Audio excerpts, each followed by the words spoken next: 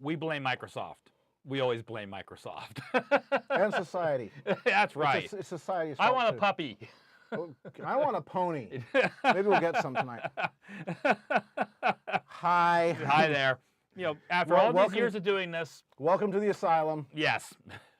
I think I see new people. Yes. Welcome. I think I see Scoobums, and I think I see Knife Vintage. Are you folks new to our channel? If so, welcome. Mm-hmm. If not, welcome back. I'm Baron. This is Carolyn. There we go. He draws art, and I hit things with hammers. Yes. Mostly things that are full of electronics. Mm-hmm. So, well, welcome you all. So, how are things going? Well, we've survived the holiday season. We have survived more or less the flu season in my household, finally. The Horkin one up, yeah. Yes. Don't need to go TMI there. Yeah, there you go. Oh, there you go. No, wearing shirts. Yes. Yeah. No, we did have an update, and I did have to hit things with hammers to make it work. But, hey. Yeah. Anyway, you didn't come here to see that stuff. You came here to see guys this guy. talk about stuff. Yeah, exactly. Hey, Colonel. Colonel. Yes. Yeah. Might gain much. Yeah. You're getting a little bit. By the way, we did figure out last stream. You guys were talking about a hum. Larsis. Yeah, Larsis, you're still in the chat. After the stream, we went through and we looked, and we found that one of the mic cables had gotten crushed. And so it was no longer acting as insulation. Yeah. As an antenna. Yeah, exactly. So, one of the chair legs had gotten parked on the cable. So, So Larson says, so far, you need more audio gain. More audio gain. More audio gain. Volume is low tonight. All right, we can do something about that. Of course, we're looking at replacing maybe on one mic at least. Yeah, this mic's getting a bit of electrical noise. More gain. Yeah, there we go. More power. More power, Captain. Give a little more power. There's your power to you. There we go. All righty. Max again. Yes. Well, you know what? I think this calls for some kind of brain lubricant. Yes, definitely. In light of how things are going so far. No, we're good in gain. Okay, fine. There we go. Yeah, it's latency. Yeah. Alrighty, but we got a very special yum yum. Baron does not know what it is. I'm drinking tonight. It's a mystery. You're gonna hold this because you're gonna need. Well, it's a little bit different. Yeah, I have a very special yum yum. Oh ho ho ho! The really, really good stuff, folks. I think this is the best Scotch money can buy at any price, and it's not the most expensive Scotch by far either. No. This is my favorite. It's precious. This is Balvenie Double Wood 17 single malt, 17 years old, almost old enough. Mm-hmm. And again, it's called a double wood because part of its time it is aged in oak casks that have had bourbon, and part of the time it is aged in oak casks that have had sherry. And this is, I think, one of the finest Scotches ever made. Yes. And a 17-year-old knows how to behave itself. Yeah, not many of those. I certainly wasn't. And there we go. Now, there are many ways to take Scotch. If you take it straight up, bartenders call it neat. Mm-hmm. Yep. Some people adulterate their Scotch by putting it on the rocks. Some people destroy their Scotch by mixing it with soda. If you do that, do it with the cheap stuff. Don't do it with the good stuff. Sometimes I'll put a little splash of water in. Just to bring up the volatiles. Right. Right. Speaking of water, see, when you get it neat, you get it with ice water. Mm-hmm. So that's something that we can do. There you go. Yeah. Oh, I want to try first. It's straight neat, and then I'll see if I want to. Just a couple of drops of if you're really fetishistic about it, then you're supposed to use the same water that was used to make it with. That's going a bit too far, at least in my opinion. So. Glenlivet's okay, but no, I have always been a Balvenie fan. I mean, they're all space sides are good. Yes. All right. Isleys need a little bit of Yeah, they need age. They need age. Yeah. Chaperone. Pretty much. Well, the thing is that Isleys, I think, aren't any good until they're old enough to take home to meet your mother. Stephen Andrews, the guy that does the arrangements for the songs for that show that we're obsessed very fond about. He likes Islays, which are, everyone calls them swamp water because you take the Kitty Cat, are you new? Cat. Kitty Cat, are you new? If so, welcome. If not, welcome back. At any rate, you were talking about Stephen Andrews. Yeah, Stephen Andrews. Yeah, he likes Islays. Islay Scotches from the Isle of Islay. They take the barley and they smoke it over smoldering peat moss, which they cut from local bogs. So everybody calls it swamp water. And it needs more time until it's like not nasty. You know, young Islays, at least to me, are. Okay. That's a scientific term, by the way. Cat, just so you know what this is you know, there's always brain lubricant before we get started. We're going to have a little slideshow, show you work that I've been working on recently, and then we'll actually get into the main event tonight. All right. Now we have the lubricant. Why do I actually get the art? Yeah, all right. Well, that's kind of what you came for. Let's do this. Yeah. Bang. Whoop, let me get this out of the way. Wheat. Plunk. All right, so looks like Apple Bloom is learning how to shake that thing. Yeah, she's learning how to dance and everything. One of the things in my Equestria Dreamscape is that since she's a member of the Night Court now of Luna, she's had to learn certain things that a courtier is required to have in their basically repertoire skills, and one of them is dancing. Now, this isn't necessarily the kind of dancing that you do in the court, but you know that along with learning some gymnastics and some martial arts, It's all good. she knows how to move. Yep. And yes, Dorian, I've tried. I've tried Jura. It's not bad. I'm still going to stick with my space sides. All right. So sticking to the Apple Bloom theme, we have the 925 to Ponyville. That's right. Well, you know, this is Stone Mane, who in my Equestria Dreamscape, Apple Bloom has been helping him deal with some very serious nightmares, having both his parents killed by the dragons during the war not too long ago, and they've met multiple times in the dream realm, and this was the first time they actually met face to face. And there's a certain chemistry between the two of them, it seems like. Well, yeah, was it chemistry or maybe flatlining? Yeah. Do you like my dress? Had this been an actual emergency, you would have been provided with brainwaves. If you ever wonder what a pony looks like when they blue screen of death, that's the look. Exactly. Yeah, so apparently after they had met for the first time, they were going to the Founders Day Fair. Yep, and the Founders Day Fair is basically the celebration in Ponyville that celebrates the founding of Ponyville itself. And so it's a very special event, and for the Apple family, it's very important because, Granny Smith is like the only surviving member of the original ponies that took the charter from Princess Celestia and settled it in this kind of a wilderness at the very edge of the Everfree Forest, where a lot of other ponies thought they were crazy for doing it. And so for the record, they are. Yeah, and so he got a chance to meet the rest of the CMC, and then he got a chance to meet two of my roommates, Carousel and Patina. Miss Bad Influence and Miss Badder Influence. And of course, they were going to go dance that night at one of the local inns, so they were just basically heading into town wearing their dancing boots. That's what they call them. Yeah, dancing boots. That's right. All righty. So this piece I describe, as Jaya bait. In case you guys didn't see it, Jaya King is a good friend of the show. She's a very good artist, works in a medium called Encaustics. We're going to get to see her again as a guest on the show.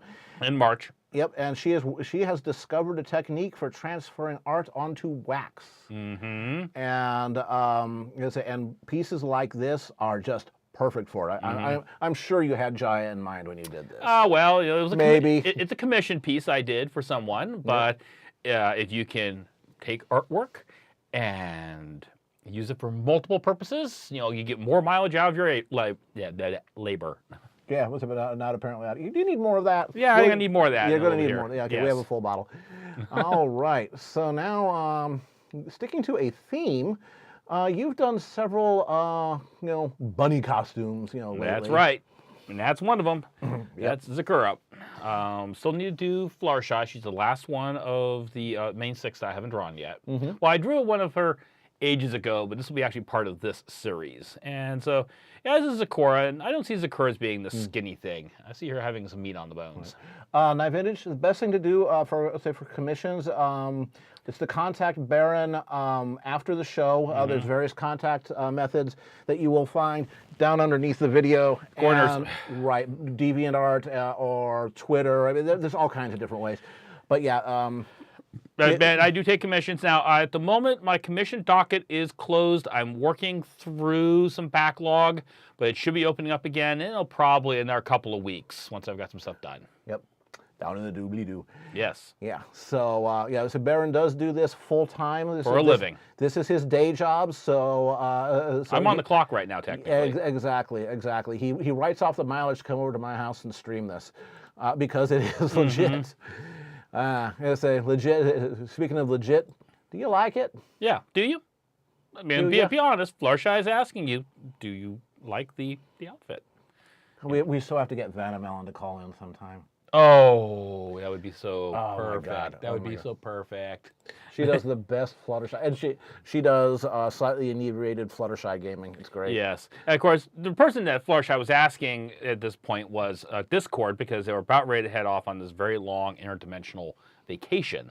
And of course, he had an answer for that, which was yes. Yeah, again, Fluttercord shippers, hooray! Fluttercord ship haters, head explode. Yes, yeah, yep. And of course, that piece is one of the pieces that went up for sale yesterday at the Smudgemarks Engelworks eShop. So if you're interested, it is still available for purchase. Outstanding. All right, we got some more stuff here. Yes, we do. Let's see. For some reason, when I saw this, I thought about lumps of coal and diamonds. But well, he is a very solidly built fellow. Yeah. Going to crush. There's your diamond. Yeah. This is Lights Out. He is one of Luna's night court. He's actually part of her security detail. He's kind of like, one of the bouncers that she has. He's actually a really quite likable fellow. If anybody in the audience has watched or read the Gunsmith Cats or seen the anime Riding Bean, this Lights Out is very much like a Stallion version of Bean Bandit. Very rough around the edges, but actually a very likable fellow. And here we have a certain mouse who dwells in your brain. Well, this is one of the other forms for Patina. So for some of you folks that are new, Patina is one of my muses, and she has figured out how to basically change her form for whatever she needs, for whatever dreamscape she ends up popping into. Well, she's all about screen time. Yeah, she is. She's got a good agent. Yeah, she is. And this is actually for Corwin. This is actually a piece that I'm doing for him. It's some study reference. Right. Yes, she loves her mermaid suits. And shiny stuff. And shiny black suits, and so, yeah. Yes. All right. We also have one Songbird Serenade. Decided to do an anthro take on the character from the movie. Yeah, I see what you did there with the skirt pleats mirroring her hair. Yes. Okay, good. Yeah. Some people have caught that, some folks haven't. And I thought that was actually... Oh, and of course the tail is layered too. But, yeah. Well, it was in the movie, too. Yeah. So it was a mimic. That was kind of a fun piece. I may actually do another one of her. There's a couple things about that one I might want to go back and tweak. This is also for sale in the eShop at the Smudgemarks and Engelworks store. All right. And, of course, we also have, one Commandant Spitfire. Yeah. Yeah, she is das Commandant of das Camp. Yes, and this was actually kind of inspired by a little conversation I had back and forth on New Year's Day between Dusty and the person who goes by the name of Captain Spitfire on Twitter, and Dashy M71. And there was some discussions about possible changes to the dress uniform for the Wonderbolts, and this was one idea I proposed. Folks seem to like it. She does wear the uniform well. She does. All right, so that does it for... Did we get Dashy, Rainbow Dashy? Yeah, the Zapadash? Yeah. No. The one of Rainbow Dash in the bunny suit. You haven't shown that one yet. That wasn't sent in. That was in the past. It should be. Well, should be. We can find out. Nope. Oh, darn! I did something for next week. Oh well, I'll have to show it next time. Yes, actually, I did one of Rainbow Dash in the bunny suit too. This is just a ploy to tease. I know. Oh darn. Yeah, alrighty. So let's go back here. Okay, here we go. All right, so we go back to here and we go back to there, and it's time for new art. Yeah. Oh, as to the question really quick, since I think the one you threw out, about clothing, it is an interesting thing when you have a society as Applejack put in season 1. Oh no commission prices. Yeah, commissions. Contact me after the stream. It's so much more easy than trying to do it back and forth here. Yeah, I don't think you really have a standard rate anyway. No, it comes down to how many hours do you think it'll take. That's right, or minutes. Yeah. But as far as clothing goes, yeah, as AJ put in season 1, beg your pardon, Rarity, we usually don't wear clothes. So clothing is very much, either required because you've got some environmental need that you have to have it, or it's a form of status and office. Yeah, and again, it's amazing what a little gift wrapping will do. Yes. Yeah. All right. So what are you going to do this week? Well, this week we're doing something kind of fun. First of the year, we're going to do an all request stream. Ooh. All right. So let me go. Go over briefly Spell out the rules. What the rules are. The first one is that these they have to be safe for work. Again, the stream is not flagged NSFW, so we're going to keep it SFW. Has to be something that Baron can do in about 45 minutes. Whatever you like, as long as it's not your OC or somebody else's OC or something like that. That's called a commission. Right. That's what Baron does for a living. Also, if Baron does your piece, that doesn't mean that you own it or anything like that. He just drew it for you. You can contact him later on if you want to buy it or something like that, and it's all going to get posted up and all that. And the other thing is if your request doesn't get chosen, be a good sport about it. So we're going to go 3, 2, 1, and then you guys are going to start barraging us with requests, and we'll see what Baron's and the braid lubricant tickles. Exactly. So are you ready for the requests? Are you folks? right. Get my auctioneer voice ready. Go to 5, get a 5, get a 5, get a 5. Again, I'm going to count down. We're going to 5, 4, 3, 2, 1. Give me your request. And what do we have for a request? Let's see what the question is. Put in chat. Put in chat. What do you got in your chat? Show me. We're clothes, not we're clothes, not we're boots, or anything like that. Gilded in a bunny suit, reluctantly in a bunny suit. Oh, that'd be a good one. Yeah. Yeah, Patina as Miss Kitty Mouse from the Great Mouse Detective, and throw Pinkie Pie in her Western showgirl outfit. After all, got to compete with the burlesque things you did earlier, and Celestia and Discord kissing. I can go for that.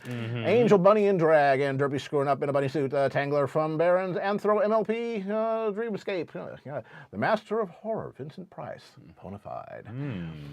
French maid Octavia sounds good. Well, there's going to be a whole series of French maids coming up. Yes. All your ideas are OC. Okay, well, sorry about that, but we'll see what happens. Yeah. Nightmare Rarity as a maid. Clear Skies as a maid. No, wait a minute. Celestia is drawn by Picasso. There's a challenge. Superman, Ruby, Chibi Knight, rescuing a Chibi Lady Dragon with a pistol off Chibi Princess, Watcher with a Ray Face Chibi, Rosemary or somebody else cosplaying. Buttons Mom playing arcade machine. Scooty Loo flying with a kite assist. Okay, there we go. Abdul. Oh, Abdul. Yeah. Sexy Fluttershy on the bed, of course. Spike's Reaction, Luna and Celestia working on their bikes in the motor pool. That might take a little bit more than that. Yeah.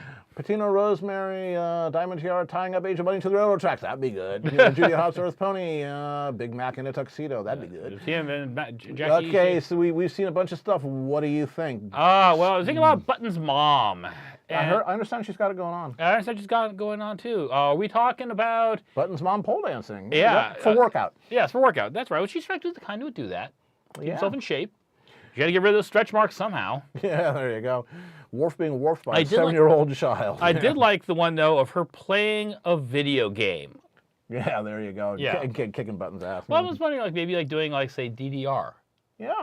There you go. There. Button's mom, DDR? Do we have consensus? Okay, now if we do Button's mom doing DDR, are we talking Pony Button's mom, or are we talking Anthro? Pony or Anthro, Pony or Anthro, Pony or Anthro. Boop, boop, boop. Let's see it. All right. Granny's, yeah, well, we don't talk about that, because what happens in Ponyville stays in Ponyville. All right, we have Anthro, Pony. Hello, Bravo, Pony, yes. Pony, 3 to 2, 3 to 2, 3 to 2, 3 to 3. It is now tied. Thank you. Oh, now it's hit on Pony. We're hit on Pony now. 5 to 3 on the Pone. Pone, got the Pone, got the 5 to 3 on the Pone. And DDR with 4 legs is too easy. Yeah, there you go. We just have her standing up on her hind legs. There you go. Anthro. 5 to 4 for Pone. Let's see. Anthro. Pony Anthro. Okay, 6 to 5 for Pone. But 6 to 6. Oh, thanks, guys. You want, Come on, we need a tiebreaker. Okay. well, what you can do is just again have her up on her hind legs, and that would be. Okay, anthropoid. Okay, we're getting a thing for pony, so we're gonna do Button's mom doing DDR in pony. You got it. All right. One, now, 2, 3, boom. Boom. Switch cameras. I'm gonna change my glasses so you can't yell at me. Yeah. For the new folks. Would 6 legs be overkill? Well, you just need more buttons. Yeah. For the folks that are new, I have to wear different glasses when I'm drawing. And if I don't change, you are entitled to pester me until I do. Nag, nag, nag. We like it. He likes it, anyway. He likes it. There you go. Hey, Mikey, he likes it. Let's get Mikey. He won't eat it. He won't eat anything. Preparing the torture chamber here. Ooh.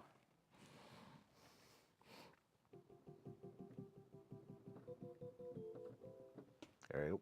Torture chamber. Whoop. Aha. If we go to 6 legs, why well, make Sleipner? Baron did Sleipner once. Yes. Yeah, it's in his DeviantArt gallery. Mm-hmm. Yeah, double pad mode. That's it. He's working both pads at the same time. Yeah, she. People that play Dance Dance Revolution a lot have calves that are made out of granite. Mm-hmm. Just rock hard. Okay, first I'm gonna want to lay. Yeah. So are you missing out? Well, let me put it this way: it's a really good aerobic workout, and and you have to be prepared to have your ass kicked by a 7-year-old, say who is a prodigy. Yeah, there's even a mode on the home versions of it. Smudge did for a while, where you can set up for a certain rate of calories per hour you're burning. It's actually a pretty good workout. I think we're gonna maybe increase the grid size, make it a little more harder for a pony. Yeah. Say the grid of 4 buttons against 9. Yeah. You can make it a grid of 4 by 12 by 6 or something like that. Yeah. So just very quickly kind of figure out where things are going to be here, just real quickly so I have an idea what the heck she's going to be standing on.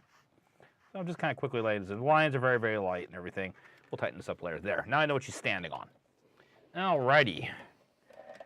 Bum, bum, bum, bum, bum. Of course, you wouldn't really have the handrail in front of you too much.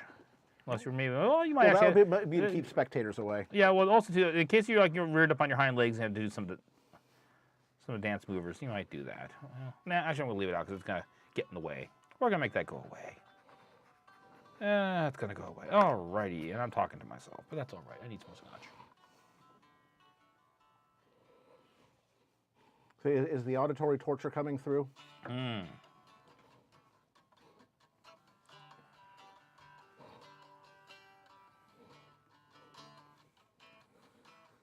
8,000 calories per hour.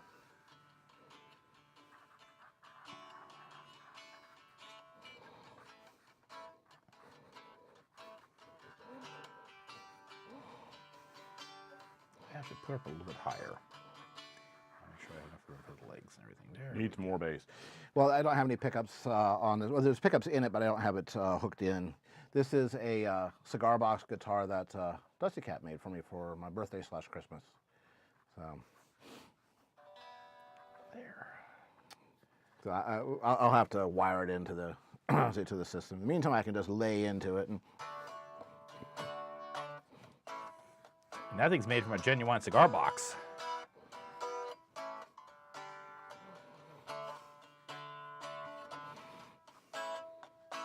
If folks are not following Dusty on Twitter, you should. He's at the moment building a really neat replica of Rainbow Dash's electric guitar. Yeah, it's looking good. Nightwing, do you have any kind of JavaScript blocker? You might want to double check on that to make sure that you're letting Picardo TV through. The thing is that the chat stream goes to a different server than the video stream, so it's possible to have problems with one but not the other, depending on what's going on with your internet connection or any of the demons that live in the Picardo data centers. You just had problems not getting the actual Still stream. seeing the loading screen. Oh, yeah. Also, Nightwing. And the other thing you could try is a different browser. Chrome seems to work best, but you can always, You gotta try a full fresh reboot of your machine too. Make sure. Yeah, well, that wouldn't necessarily do much, I don't think. But but again, try running Firefox instead of Chrome or Edge or Safari, depending on whether you're Microsoft-ish or Mac-ish. Hit it with a hammer. Sacrifice a goat. Wave a dead chicken at. Yeah, exactly. Always waving chickens. So.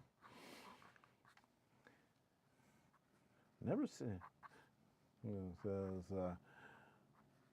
yeah, it's not good for your health to admit you like Guitar Hero in public internet, or you'd get destroyed by angry metalheads telling you to stop playing the game and learn to play real guitar. Meanwhile, you never see a soccer player getting salty over people playing FIFA instead of real soccer. Yeah, funny how that works. Yeah, no. Again, it's at that point, it's not about the guitar skills. It's about somebody appointing themselves your critic. Mm-hmm. And again, once somebody does that, you know all you need to know about them. Mm-hmm. So, yeah, about a 19-second delay. That's fairly normal. Mm-hmm. Yeah. I know earlier this evening, right in the pre-show was going, we were down to like 7, which was really amazing. Yeah. Too good to last. Yeah, exactly. Yeah. And once again, for folks that are new, what's going to happen is I'm going to draw till 6:30, and then we're going to take a 5-minute break, get up and stretch. You should get up and stretch too. And then we'll come back and we'll do this over again, and we do this until 9:30 tonight.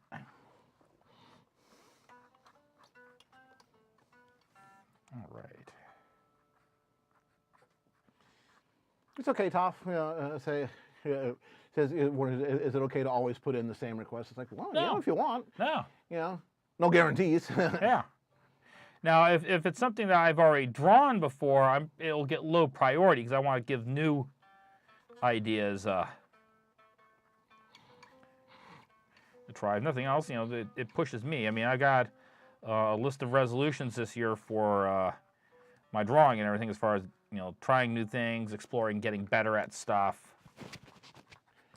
Consider yourself lucky, Tebow. I will twist this thing right here. There we go. Yeah, this is the microphone. I think that's starting to go out. Is it starting to die? It's starting to die on us, Captain. It's starting to die. There we go.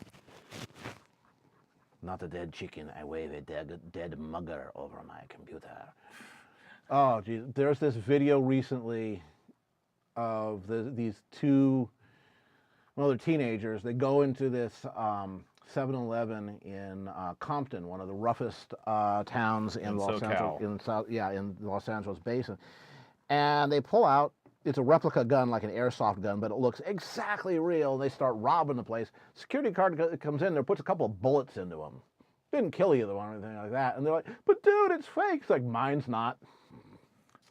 Have I been shot? Fuck yeah. Yeah, that's the one for the show. Yeah, that's one for the show. Oh, hell yeah. Yeah. But I wouldn't say no, Larsus. Now, the thing is, right now, again, you've seen the board that we have, and I have up on my DeviantArt page. I have fully listed equipment. It's not expensive gear. No. What I'm running is they're made by a company called Movo. You've probably never heard of them. Neither has anybody else. They are phantom-powered lavalier mics with a full-size XLR connector on the end. That was my criteria. It's XLR into the mixing board, and I wanted labs, and I did not want wireless because the battery packs would certainly die halfway through the show. That's just the way battery packs work. Body packs. Besides, they're uncomfortable. Mithril, anybody can request. Yeah. It's just whatever strikes his fancy. Mm-hmm. And if you have an idea, you go, "Hey, this is a really, really great idea. Oh, he didn't do it, but I actually would really like that." And you can always approach me about a commission. I might say at the moment, "Oh, I'm sorry, I'm not taking any because I don't want to take in too much work, and then push people out too far on completion dates." Yeah. So there's again, I know artists that have 2-year commission queues, and that's just no fun. Yeah. Yeah. I'm almost at that. That's why I'm not taking, so I get some stuff worked off the dock and chewed away. So turn things around for people faster.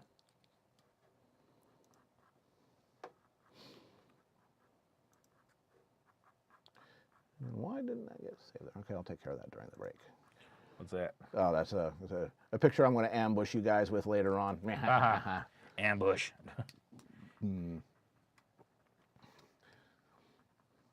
I visited this Temple of Doom in India once. You've probably never heard of it. It's pretty underground. Yeah. Yeah, there you go. This is clearly Baron's punishment for being talented in an art-focused fandom. Too many commissions. Well, you know, if you pay your rent with art the way that Baron does, I mean, he is full-time. This, you know, no commissions, no Patreon, no art, yeah, no rent. Yeah, too many commissions is not a problem. Right. It's just that what you don't want to do is you don't want to get that reputation as being that guy. Yeah. Takes people's money and then doesn't deliver the goods. No, that you can get away with that exactly once, and then people hear about it. Yeah, I almost got to that position a few years ago when my day job and some other stuff in my life collided, and I came really, really close. And I told myself, not again. Nope, nope, nope, nope, nope. Okay, we need to do this, and I've got these reversed. Okay, mistake that even professionals can make. That's quite good. Yes, but that. I've got a thing. If you've got your shoulders going this way, your hips need to be going this way. That means that leg is actually the up and that leg is the down. But this leg over here needs to be the one that's actually contacting the ground. And I got those reversed. Well, yeah. So we'll get those flipped.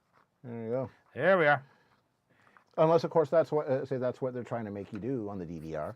Yeah, but I don't think they would generally come with design with dance moves that would cause you to possibly fall over and injure yourself. On the hard modes, hell yes, they would. So let's fix that.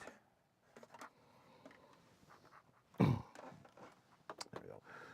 we go. I didn't follow my construction. I actually laid my construction lines out and then didn't follow my own. My bad. Yeah, Pinky. We say sooner or later, most people who try to commission artists will get that one. Says once took Pinky 2 years to get a commission from someone, finally got it, and it wasn't what requested. Well, that's one of the reasons why when I do commissions, and some people actually, it was funny. I had someone I was working with a year or so ago. I sent them the prelims, character design. Says, "What's this?" I said, "Well, this is the." The character stays. I make sure I'm getting the character right because I've never drawn the character before and everything. It was their OC. And they said, well, why are you doing that? I said, because I don't want to get all the way to a finished piece and then realize I didn't do what you wanted me to do. And they were like this, no one's ever done that for me before. And I said, well, you haven't worked with me. Yeah. Well, again, that's one of the differences between, a pro and an amateur. It's not necessarily skill, although there's a certain buy-in for that. It's do you deliver on time to satisfaction, and realize that the commissioner ultimately is the boss. If they say draw it with 5 legs and you've accepted it, then you draw it with 5 legs. Whatever. Yeah. And besides that, it's easier for me to fix character design early in the thing than do a finished piece of artwork and then have someone say, "Oh yeah, by the way, that's wrong." Like, oh, would like to know that up front. Yeah. Or sorry, I misunderstood your instructions. Yeah. And so for folks who don't recognize Cato's commission, that was from the TV show Emergency. The 1970s classic. Right, yeah, the one that introduced the concept of paramedics to the world. And that's Johnny Gage, played by Randolph Mantooth. And it was basically a Johnny Gage pony doing his thing, rescuing Phillies from burning buildings. Mm-hmm. Yeah. Now, we're big fans of Emergency. If I remember right,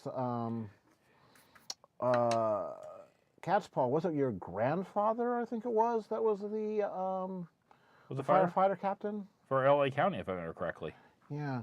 And the very county that the TV show is taking place in. Yeah, well, the actual station, that they used as for Squad 51, et cetera, for, Station 51 is in Carson, right across the street from a giant refinery. It was there for that reason. Yeah. Yeah, that's great if you can do that, Nye. Sometimes when Nye gets commissioned, we'll draw a Microsoft Paint sketch to make sure the pose is right. Mm-hmm. The more information you can provide, the better. Yep. That's why I'll quite often do thumbnails. If you follow my stream, you'll quite often see me. This is ideas I was bouncing back and forth with the customer, trying to get things just right. Because like I say, it's easy to fix things in the development stage. It's hard, especially in traditional media. Even in digital, to a certain extent, it can still be many hours of having to go back and correct something if you get to the finished piece and they go, "Oh, that wasn't what I really wanted." It's like, oh. Yeah. Yep, Jack Webb. Yeah, Jack Webb was the same guy that did Dragnet. Yeah, so Dragnet and Adam 12, I think. Mm-hmm. Yeah. So again, doing doing all that stuff. Basically defining the entire genre. Mm-hmm. Switching to the HB actually led here for this part while I get things set in. And this is the wonderful pencil that Larsus gave me for Christmas.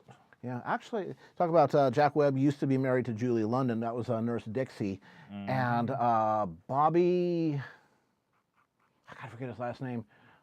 He played Dr.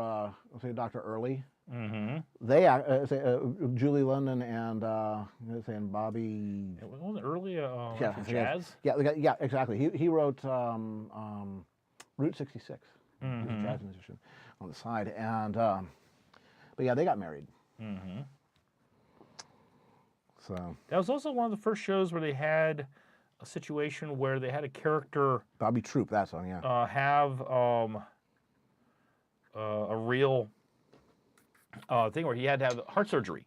Mm-hmm. Yeah, that was Dr. Brackett had. I think it was Dr. Brackett. Oh, Early. It was okay, Dr. Early. Brackett had to do the procedure. Yeah. It was like, okay, I'm working on my friend. Yeah. No pressure here. Yeah, and a complete discussion about why you don't do this if you don't have a choice. Mm-hmm. Yeah. Yeah, right across from Giant Refinery. Yeah. Yep. So well, thank you, Scoobums. Yeah. Time 6:11. Let's get... Yes, the hourly duty. We will shortly do the hourly duty. Yes, for folks who aren't. Once again, it's a tradition. Yep. Well, tradition. It's a sponsorship. Yes. Hey, let's do the hourly duty. Let's get it out of the way so we don't forget. Let's get her done. That's where I click on this button right here, and I click off the thing right here. Where's the other overlay? There's the other overlay. There we go. We actually have a system. Yeah, believe it or not, where'd it go? Why is it doing both? As I say, we know what we're doing. Yeah, there we go. No, I had to reinstall some software. So, but we did so just in time to say thank you to our sponsor, which is University Art. University Art is a high-end art supplies and framing shop with outlets in Sacramento and Redwood City and San Jose, California. They do museum quality framing, meaning that your artwork will still look good 100 years from now, even if you don't. Again, I get all my framing done there, at least the good stuff. They also have a very knowledgeable sales staff who are not on commission, so they will sell you the right thing, not the expensive thing. And they're artists themselves, so they know what they're talking about. They also have seminars, they have workshops, they have demonstrations, they have craft fairs, and once in a while they are kind enough to lend us their employees. We've had, two of their employees on, to demonstrate their own art. Jaya King, who is the one who does the encaustics, melted wax with a blowtorch, set Baron on fire artwork.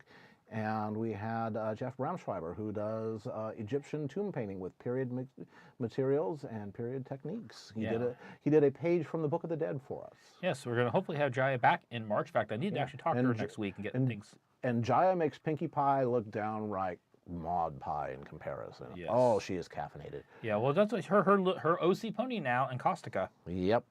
Is quite a thing. Powered by caffeine. So, and they actually put up with Baron for 20 years too. Yeah. So they have patience. So we want to say thank you to them. Sometimes their managers will lurk in the channel, to which we say, "Hi, Mike. Hi, Jeff," and that is our duty. For they are kind enough to keep Baron supplied with art supplies. All right. So we now back turn to our regular scheduled There we go. There we go. Duty done. Yes, we have fulfilled our obligations. Yeah. Our contractual. Oh, of which University Art will once again be having the You Create Day, and I have been asked back to be at both Redwood City and San Jose this year. So I'll be doing Saturday and Sunday. When I get the exact date, I'll let people know on Twitter and other sources, social media. And it sounds like I will be once again working in the Sanford booth with the people there who make the Prismacolor pencils that I love to use so much for color work. All right. So anybody else here is new? Let's see. Rizanoir, are you new? If so, welcome. If not, welcome back. Sokashi, have you been here before? Who else do we have who may be new? I'm going up the list. I see a briefly there was a Jax, but not Luna Jax, different guy. Blackjack 420, have you been here before? Have I done Rarity in a Victorian style dress? Yes, I have actually. Yeah. Gabs, are you new here? If so, welcome. If not, then welcome back. Everybody say hi to the new people. Yes, make them feel welcome. We want them to come back again. Want them to have a good time, enjoy themselves. Exactly. This is as much about the people who tune in as me sitting here drawing stuff. Yeah. So Dorian has a question. After seeing warm up of Sweetie today, it got him thinking. Have you? Yeah. Okay. You saw it. Never mind. Yeah. Derp. Yeah, it's okay. I'm running on lag myself. I'd rather have people be redundant, make sure that important questions get answered, and if we miss something in the chat, it's not because we're blowing you off or anything. It's just there's an awful lot sometimes going by. That was one of the things with watching Critical Role this week. It's like watching the chat was like watching the New York Stock Exchange numbers go rolling by. Well, and that was just the subscribers. Yeah. Yeah. For those who aren't familiar, Critical Role, ROLE, it's basically a whole bunch of voice actors get together and play Dungeons and Dragons and just go nuts with it.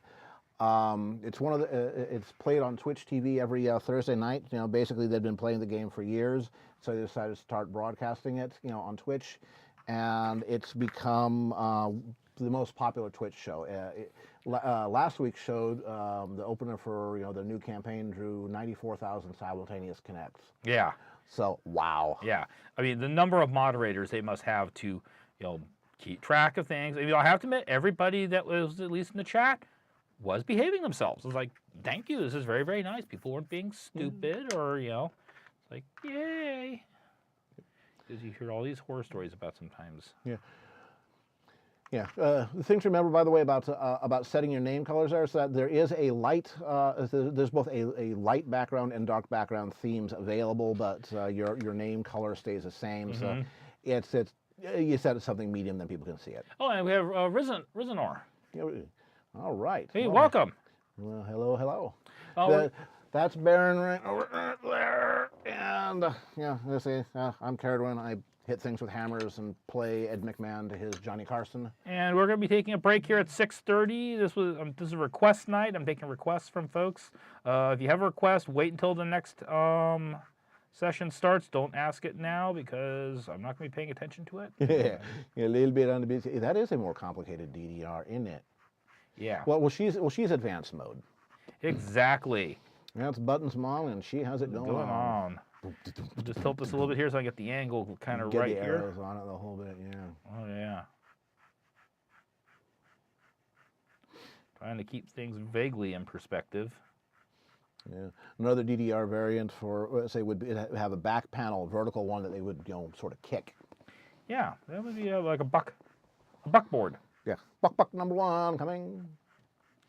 But you definitely would want to have a cage behind there, make sure if you missed the buckboard, you didn't wail off and kick somebody who's a spectator. Yeah, T'Challa just got his first professional voice acting job through Voices.com. Congratulations! Congratulations! Yeah. Yes. Yeah, first with Voices. Yeah. So very, very nice. Very nice. Yeah. Let's see what. That is really cool to hear. Because like any of the arts, that's a hard slog at times. It is. I mean, it's hard to break in from the outside to the inside, and that's another nice piece from Night Vintage. Ooh, yes. Yeah. That's I like it. You've really, Luna. Yeah, so you've really got the three-dimensionality of the character down. Yeah. Not flat. This is what I'm working on right now. It's putting a little bit more shape into The pad would have to be super tough with an earth pony striking it. Yeah, Gorilla Glass. Yeah, it would have to have a bit of tooth too. Yeah, well, so they don't slip. And of course, I could really see, if you're really serious about this, you probably might put on like slip-on like rubber type overshoes or something like that to give you as much traction as possible. Yeah. Yeah, Nightwing. It's a poor old Nightwing. Yeah. Let's see what we got here. Brush. Yep. Yeah. See say something I noticed, or say about the whole pony ecology and and the pony economy is that technologies advance more quickly when there's pressure for them to do so. Again, the classic thing: weapons technology advances during wartime. Food technology, advances during, say, in response to famine. Medicine, advances in response to, plague or war. Yeah, and war too. But Equestria has had 1,000 years of relative peace, or at least we assume. And they're not a warlike people, therefore they don't have hyper advanced armies or anything like that. Instead, they put the effort, the technology development into entertainment, into things that are fun. So why does DJ Pwn 3 have say a full live DJ deck? While Applejack is still bucking by hoof. It's like, well, it's because ponies are more interested in advancing that. Yeah. And I say when you can guarantee the weather more or less, guarantee more or less consistent crops, guarantee regular supplies of clean water for your population, and they don't have real estate issues, you've taken most of the pressures that have shaped human civilizations away. And that makes for a very, very different culture. And they don't have rude strangers coming along every 5 years poking them with sharp objects. Yeah. Why, my Equestria Dreamscape is very much set in this kind of mid to late 19th century type venue. It's in that early stages of electricity. I mean, you've got some things like in Canterlot that have electricity. They're starting to slowly electrify the palace. Some of the ballrooms have electric lighting now, but they can't electrify the entire place at the moment because they don't have enough power generation. Yep. As Dugan pointed out, when magic works, magic is technology and engineering. Or as Dr. Who's put it, we think that magic is the pinnacle of everything, but there are some things that only science can explain. And of course, in many cases, magic is their science because they use it to get reproducible, consistent results. Now, if you look at 2 unicorn spells, at least once again in my canon, you'll notice subtle differences. Just like if me and 3 other artists were to draw the same piece, you'd see signature traits, but it would still be effective, useful. But it would have its own kind of fingerprint to it. Kind of like a telegraph operator has a hand, and other telegraph operators, if they're experienced and have listened to that operator, can go, yeah, he's sending the message. Ja, little girls und Panzer. Ah, yes. I got a chance to watch the Anzio special, which was hilarious. Yep. I'll say somewhere out there is a wizard whose signature is basically CAD, computer-assisted design, when everybody else is using watercolors.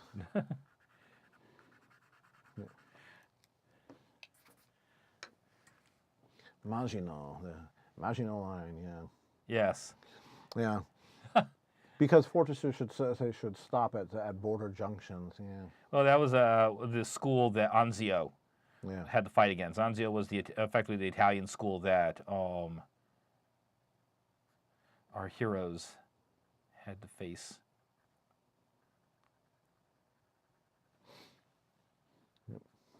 Okay. See here. I like looking at code writers, the code writer's code. Yeah. Well, that depends on what language you're working in. Some programming languages are more conducive to consistency of style. Of course, usually there's something called coding style within a company. It was like, write it this way, comment it this way, format it this way. Kind of like style Variable guides. names. It's like, okay, do you use, camel case? Basically, capital letters at the beginning of each word, mush it together. Do you use underbars? Just basics there. Kind of like style guides for like newspapers. Yep. If it's more than X lines of code, break it say in a single module, break it into multiple modules. That kind of. Yep. Yeah. Yeah, sufficiently analyzed magic. Yeah. So actually switch over to 2B for some of this. I want to get a little more darkness into this.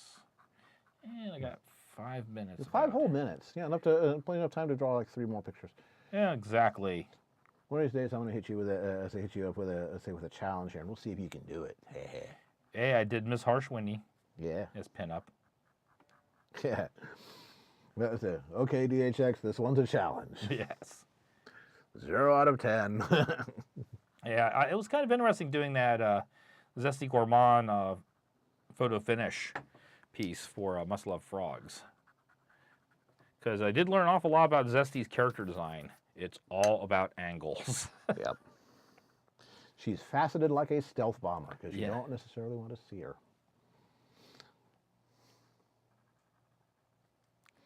Rarity, Art Nouveau, a lot of folks have done Rarity a la Alphonse Mouchat or Toulouse-Lautrec.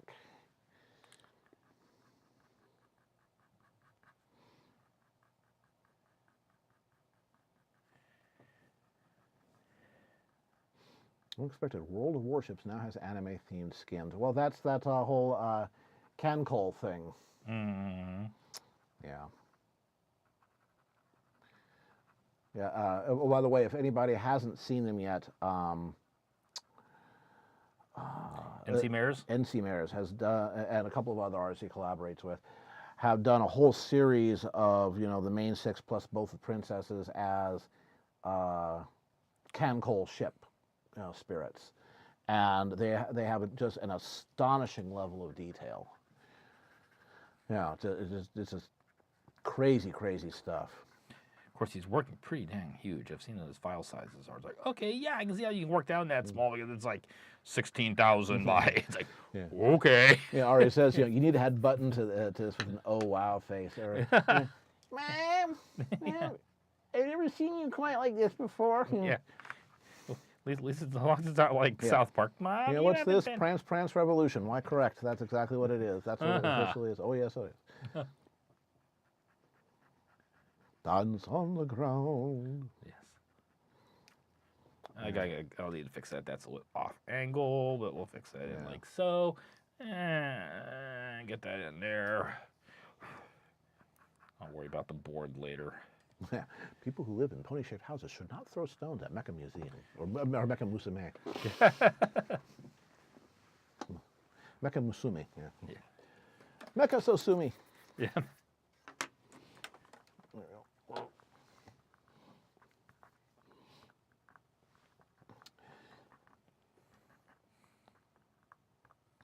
So were you going to put buttons in it later, or are you just going to stand as it goes? Kind of stands as it goes. Yeah. I'll finish up the actual dance floor, make it a little more complete, put some of the marks and everything like that so people can better understand what it is later. But I'm not going to have enough time for that. So right now I'm just cleaning up my initial construction lines. It got kind of outside the borders. There we go. Yeah, don't cry if you color outside the lines. There we go. All right, it's 6:28. Why don't we do that? There we go. Switch cameras here. All righty. Okay. Stomp on the ground. Okay, so. All righty. So that's the end of the first hour. We're going to take a 5-minute break. 1, 2, 3, 4, 5. And chance for you guys to go and be biological. Chance for us to go be biological. When we come back, we're going to do another request. Yeah. All right. That's it. So it's all tonight. So start thinking about your stuff. Start thinking about it. Don't tell us yet. And so until then, we will be back in 5.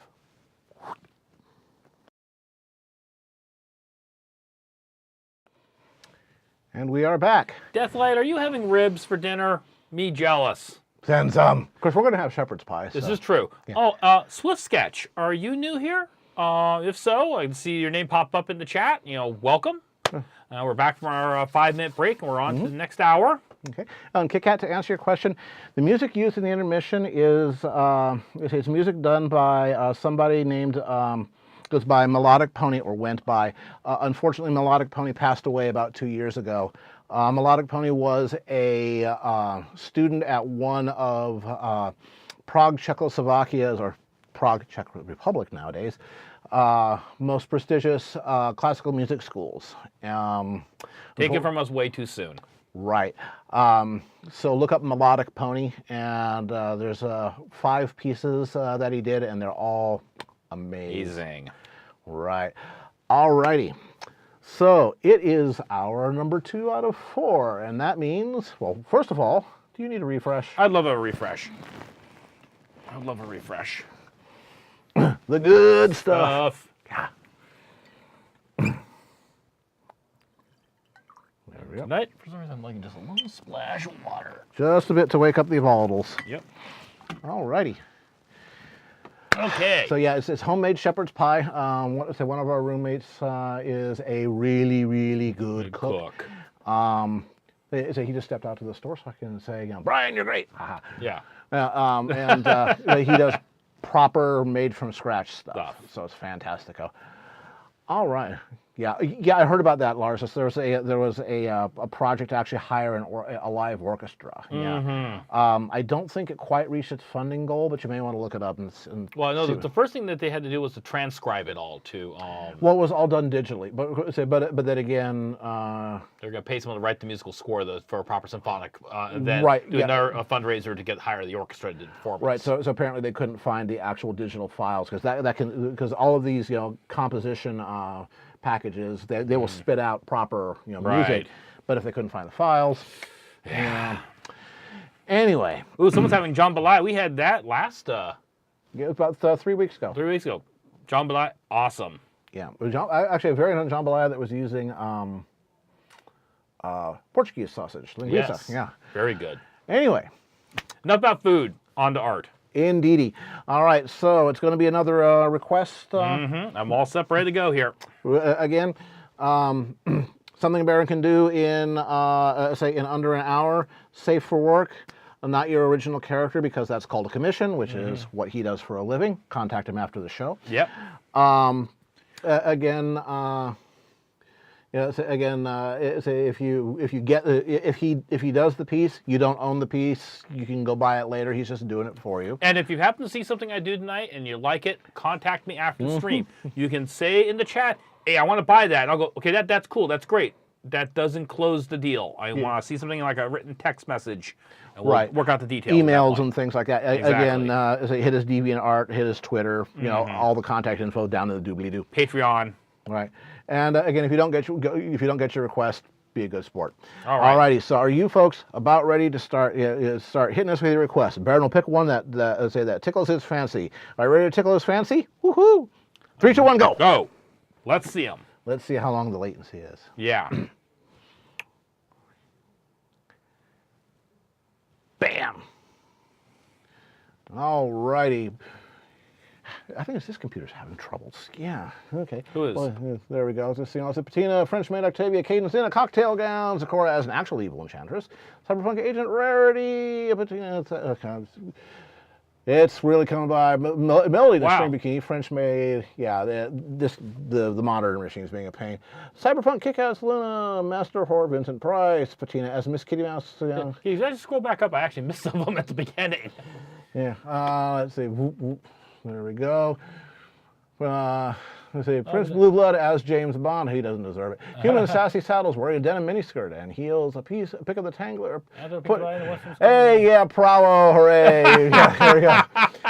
Patina de Mouse in a V-shaped sling bikini. Yeah. French maid Octavia. Cadence in a cocktail gown. What else we got here? Fennec from Andoria doing some stretching. That would be Abdul. Gilda's still pissed off about being Buddy in a bunny suit because she lost a bet. Ember in a bunny suit. There you go. Rarity reading an alt novel. Patina is okay. We got that. Let's see what we got. I'm going to find out why this thing is being so slow today, so I'm just going to kill Chug. this. Yeah, the resulting impact from Mincy Mare's pick of Scootaloo and Diamond Tiara in a wrestling ring. Celestia as a French maid. Zebrana, Zakora as Zatanna. Derpy doing a cartwheel. Whee! I actually kind of like the one of Rarity reading the novel. Ah, yeah. Okay, that sounds like something has tickled the fancy. Okay, Anthro or show? Anthro or pony? Yep. 2 legs or 4 legs for Rarity reading her steamy bodice buster. Yes. Pony, Anthro. Pony. Anthro.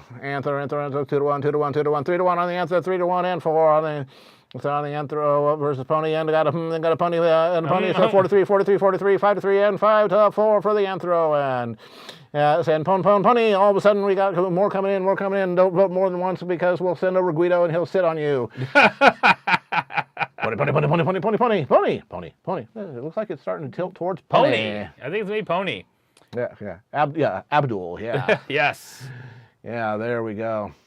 All right. Well, it sounds like we got. An answer. Derpy nightmare for Showered Moon. I just don't know what went wrong. We're gonna do Rarity. We're gonna do Rarity taking a bubble bath. You know, one of those. Get the bubble bath, light the candles, get the the wine. Me time. Exactly. All righty. So that means I'm gonna push this button right here. That's right. Which and I need to change my glasses.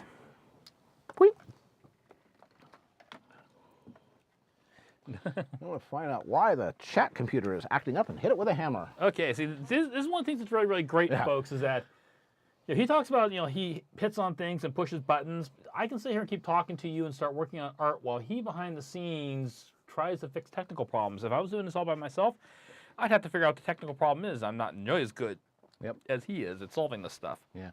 Nazumi's got it right. Pony Poemi. There is an anime called Puni Poemi, from the people who did the Excel Saga, but they decided the Excel Saga was not hyperactive enough. Yeah.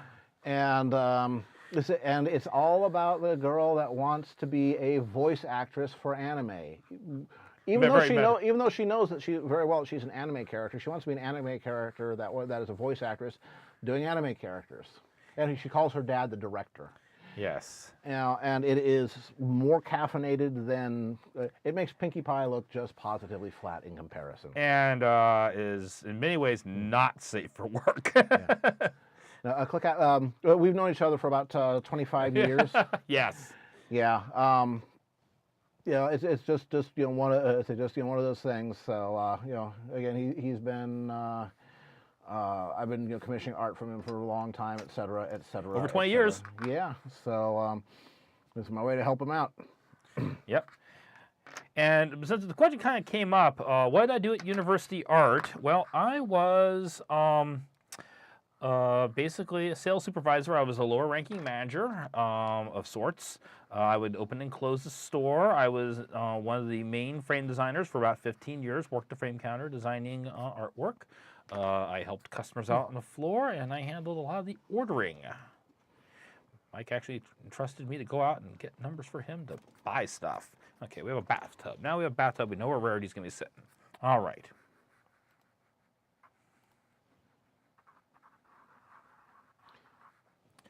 Because if nothing else, I want to do wet mane Rarity. Yeah. I haven't really done a wet mane of her, so it's my chance to. Yeah. There you go. It's just looking for an excuse. That's right, and you folks gave it for me. Thank you very much. Give her a little table here on the side, so. See you later, Rebel. We didn't get a chance to do D&D last week. Unfortunately, the members of Baron's household were all crapulent with flu. And we didn't want to give it to his household. They're selfish. They don't share.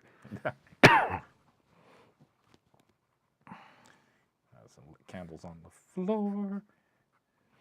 Yeah. ClickEd says you're vaguely inclined to add this, suggesting the bodice ripper is so atrociously hammy that it's making Rarity giggle about it. Yeah.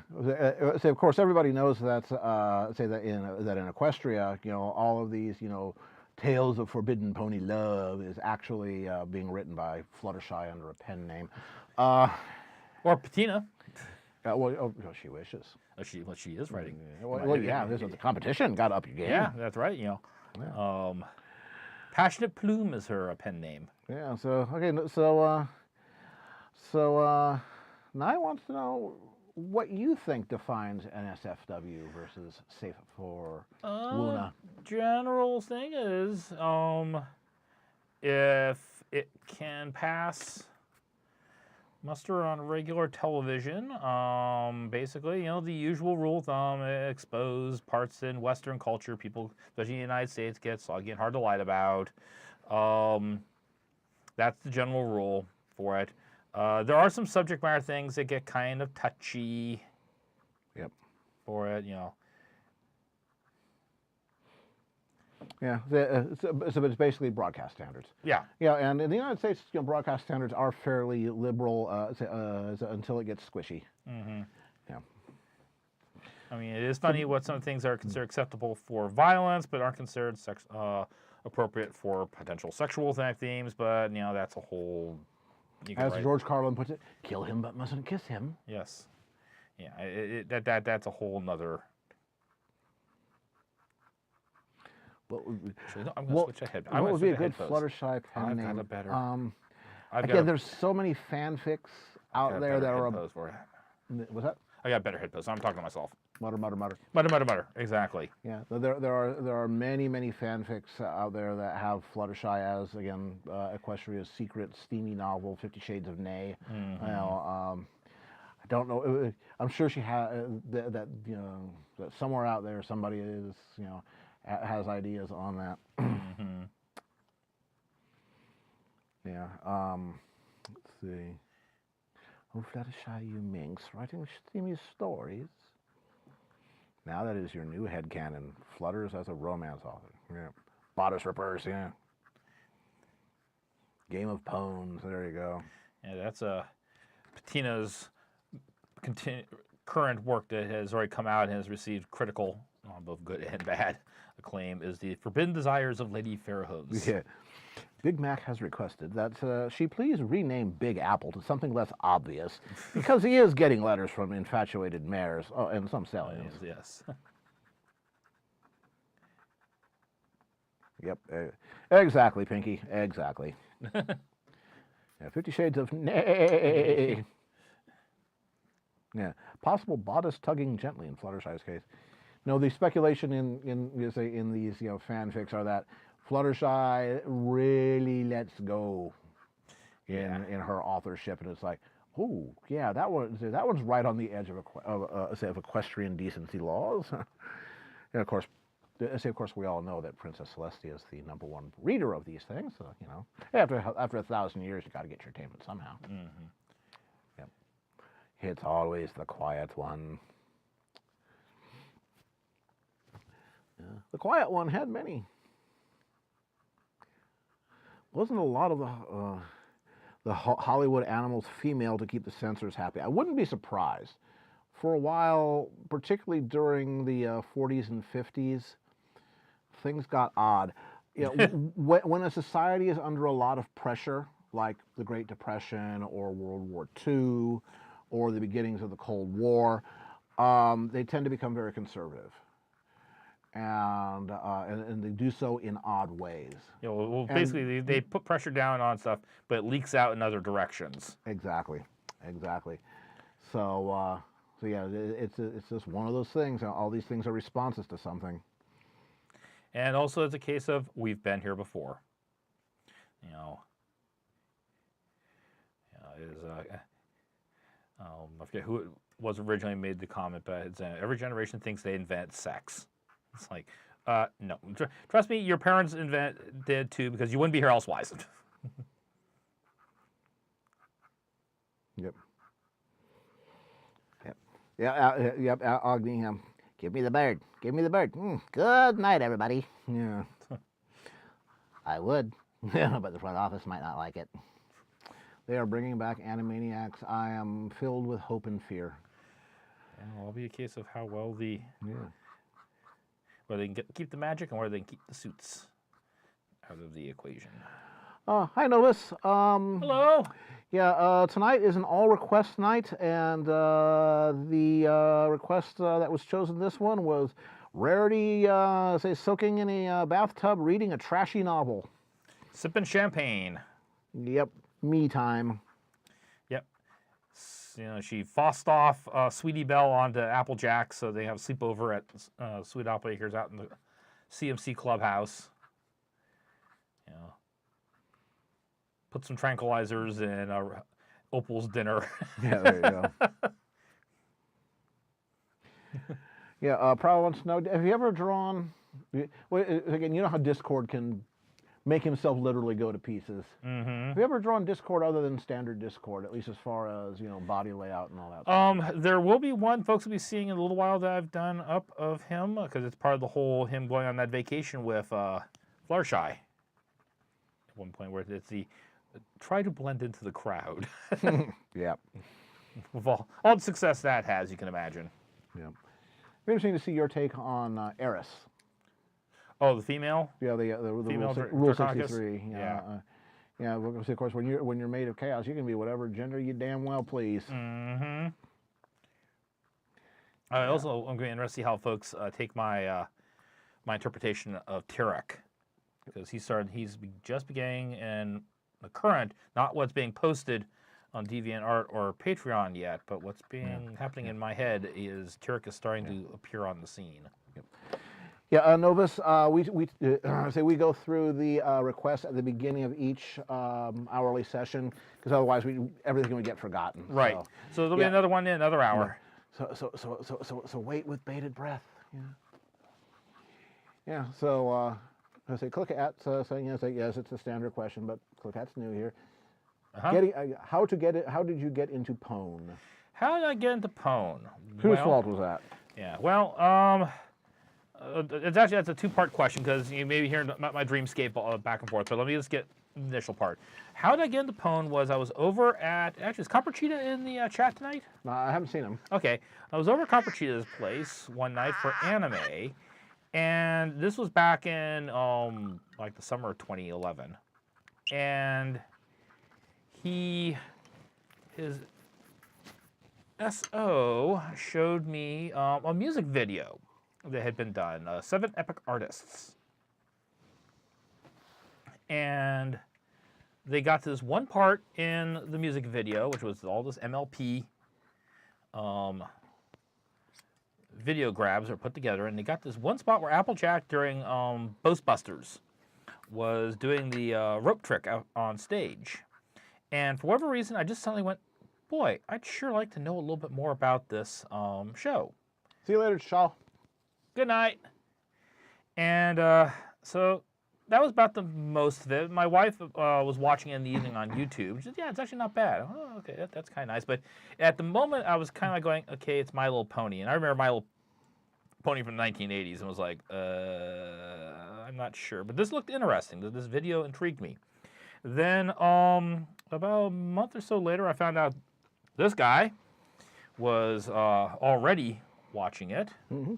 And I came over to his place, and the offer got made. Well, so I understand you're interested. Would you like to see an episode? And I said, yeah, sure. And of course, this was season 1, so they showed me the first part. And I was like, okay, do you want to see the end of the 2-parter? And I said, yeah, sure. So I watched that, and then so do you want to watch some more? And I said, yeah, sure. And then about 7 episodes later. Yep. Yeah. Now, I got into this when a friend of mine whose taste in shows tends to run parallel to mine said, you got to watch this. Like, okay. You out of your mind? Although a friend from the olden days, an artist named Terry Smith, she had worked briefly as an animator on G1. Uh-huh. Yeah, so it's like, okay. Well, say, fine, you talked me into it. This was early in season 1. I watched episode 1, then 2, then 3, then 4, then 5. Well, when's number 6 coming out? Next week. Mm-hmm. So basically 6 weeks in. Yeah. So one of the things about me, you might hear me occasionally talking about my dreamscapes and everything like that. I'm a lucid dreamer, which means that I can realize when I'm dreaming, and I can remember my dreams when I wake up. But I do have kind of an unusual little knack in that if I go and have a dream about a place, if I have a dream in the same location again a couple nights later. Events that happened in the first dream are relevant in the current dream I'm having. And after watching the entire series like twice on YouTube, one night I just had a dream where I was suddenly a pony in Equestria, and been having them ever since. And I'm now a weather pony who works with Rainbow Dash in Ponyville for the Royal Equestrian Weather Service. And Yeah. it's a Baron's good thing. brain's not quite like the rest of ours.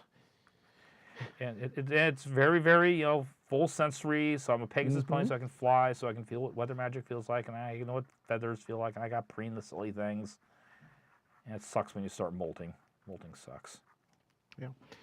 Yeah, Dorian, she worked very briefly, I think it was like 2 or 3 episodes way back when. The other big animation project that you may well have seen her work on was Schoolhouse Rock. Yes.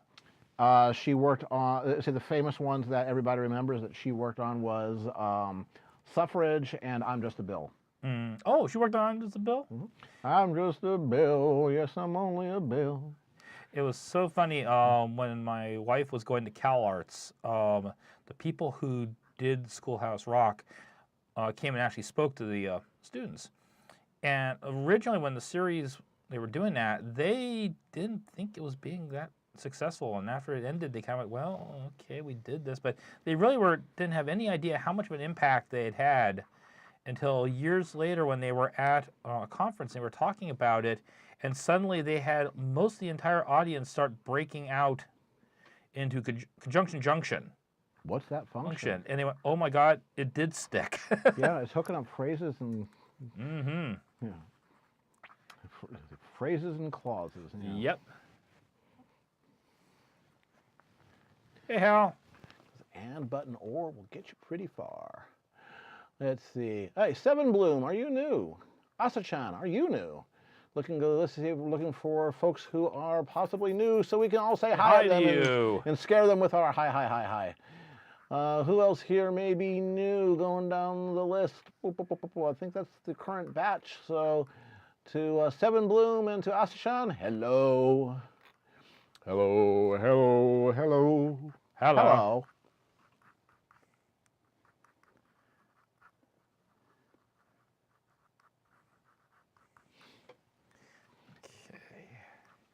Let's see. Diane Duane. Janice Rand? I think so. I don't recall. Yeah, she did work on Shanda the Panda. Shanda the Panda was almost like Empires, except people got actually paid. In that, the creator of Shanda the Panda is not an artist himself. Mike Carroll. So he would hire various artists to work on it. So I mean, heck, Smudge did 2 issues. Yeah. Of Shanda. Wow. I inked 1. And then I met someone who's a fan of something that existed 10 years before I existed, and right. Every generation thinks it invented sex, but no, it was actually your parents. Yep. Oi, oi, oi, oi. Hello, lucid dreaming. We were just talking about lucid dreaming. New to the stream? I assume I haven't seen you before. My name is Baron. This is Caradwin over here. We do this every other week. Tonight I'm doing request drawings, and this hour's request was to have Rarity sitting in a bathtub reading a steamy novel with all the bubble bath and the champagne and the candles, scented candles, the rose petals on the water. The me time. Yes, it usually involves traditional art. I will do requests. I do these a few times a year. Usually what they are is a mixture of like me doing Patreon rewards for people, because I always have Patreon rewards to get done. Sometimes they're more instructional. I'll probably be doing another colored pencil one sometime soon. People seem to really enjoy those. Especially when it's like one of these speed, see if I can complete an entire colored pencil piece within 3 hours. Yeah, Scoobums, Baron works almost exclusively in traditional art. It's one of the things that gets a lot of people curious about it. It's like, what's that thing he's holding? It's a pencil. Yep. Oh, is that like a stylus? Yeah. Sort of. I am slowly learning the digital trade, but I got my degree in illustration before digital really became a thing. So all my training is heavily biased towards old school. Time. Okay. Oh, I'm doing fine. I got half an hour. Oh yeah, you're doing great.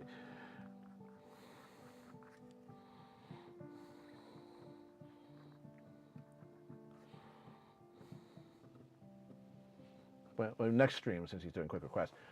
Oh, yeah. Well, who knows? Who knows what he's going to do next stream? Yeah. He often does Patreon rewards. Because Patreon is one of the major things that made it possible for me in 2015 to be able to leave my day job.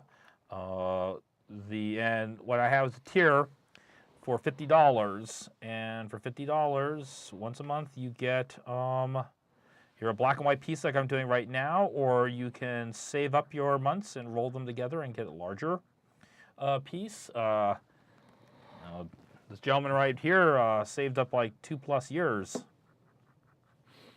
Yeah, if during the pre-show you saw the Celestia attempting to defend Luna from the Tantabus pick, it's a huge piece. It's like 20 by 30 just for the art.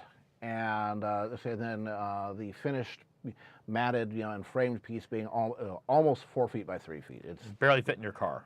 Yeah, yeah. So yeah, pretty hardcore about that. Yeah, but yeah, that was that took a while to save up for, but it was worth it. Yeah, and of course that was also throwing in for all the time you spent doing coding and setting things up. You've made big part of making this stream as successful as it is. So yeah, I pulled out the stops on that one. That was a fun piece to do in some ways. Old man story. Yeah, that's something else that we occasionally subject people to is. I remember when. Yeah, I thought you meant requires a 2-story wall. Yeah, well, I don't think Baron's ever done a mural. I have assisted. I've never done a mural all by myself. When I was in college, I assisted on 3 murals. I was unfortunately one of the fellows that had to actually lay out the drawing on the wall. That was fun. Use the grid pattern. It's the only way you're going to make it work. Right. And helped in the painting of one. But I've never done a mural all by myself from start to finish. They're as much a construction project as they are an art. Well, actually, let's go tangent on old man stories. How about old car stories? Well, in case any of you who are really seriously into classic cars and are actually looking to get one. One of the guys at work is selling his 1964 jet coffin piano black Lincoln Continental with suicide doors. Oh! It's got 67,000 original miles. Wow. It's always been in California. It's never been in a collision. Is it the 4-door sedan model? The four-door sedan with the suicide doors. Okay, but not the convertible. Not the convertible. It's like the vehicle they used in Animal House at the end, and shopped up there. Everything on it works except the air conditioner, and he's looking to sell it. So if anybody is interested in that kind of thing, let me know. Artist told to submit a nude once a year to prove he's learning art. Submits a full wall image of romantic awesomeness. Yeah. Yeah. Yeah, well, say, Sean, if you're interested, maybe hang around after the show, and I've got a picture on my phone. Maybe I can text it to you and say we'll send it off there. And who knows? I think he's asking $20,000 for it or something like that, which is about the going rate, at least according to the classic car sites. What's the interior shape in? Perfect condition. Oh well, okay, right there. That's part of your problem right there. If the interior's in good shape, that saves you a lot of heartache and grief. Yeah, Deathlight, contact me. Hang around after the show, or hit me up on DeviantArt. I'm Caradwin there, and put you in contact. Yeah, put you in contact. Yeah, again, it's shiny, it's black. It even has a Kennedy bumper sticker. Wow. It's a Kennedy bumper sticker. Yeah. Of course, if it's a 64, it's 2 years older than the one from the infamous scene, because that was 1962. You know what? That bunny suits are totally fine. Yeah. Totally fine. Yeah. Yeah. If Yep. It's just perfect. Yes, it's a hardtop Deathlight, not a convertible. But yeah, it is the perfect thugmobile. Mm-hmm. Yeah, the kind that like Fat Vinny might have. You know what I mean, Paisan? They usually drove not Eldorados, DeVille's. Yeah. Well, it's the guys from across town. We're gonna rub them out. Oh. Go do a lesson. Oh yes, Three Stooges in space. I remember that, Agni. Thanks for bringing up that memory. Thank you for dredging that one up from the compost pile. Flashbacks.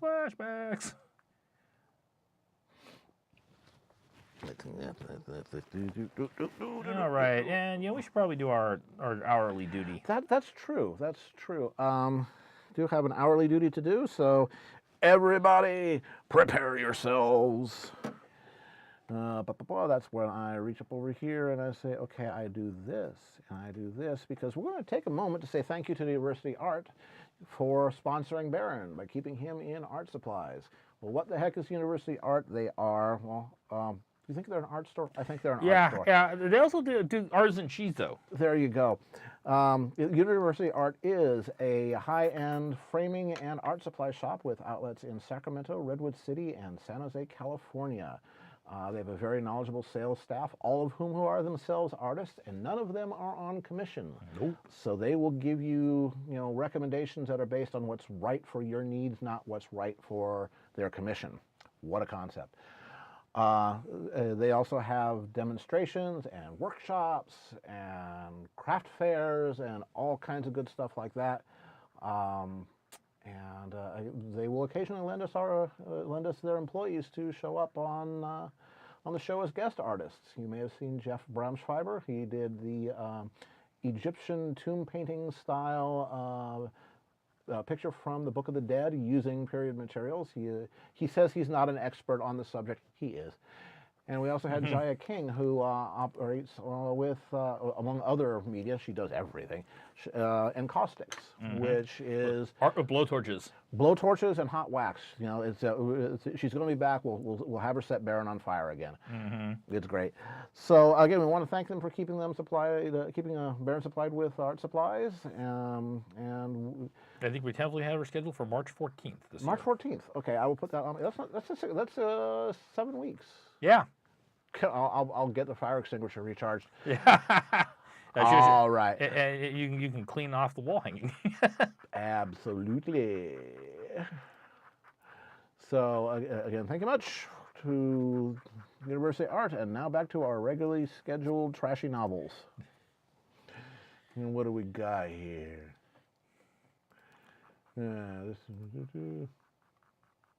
Oh, thank you, Ongi.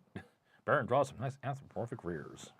Say something to do with again lumps of coal and diamonds. That's that lead out some. It's getting a little short. I like when I'm doing my shading, I usually like having a relatively long lead out, because I find it makes the graphite flex just a little bit, which just dampens some of the, it seems to give me a little bit more of a smooth, even shading.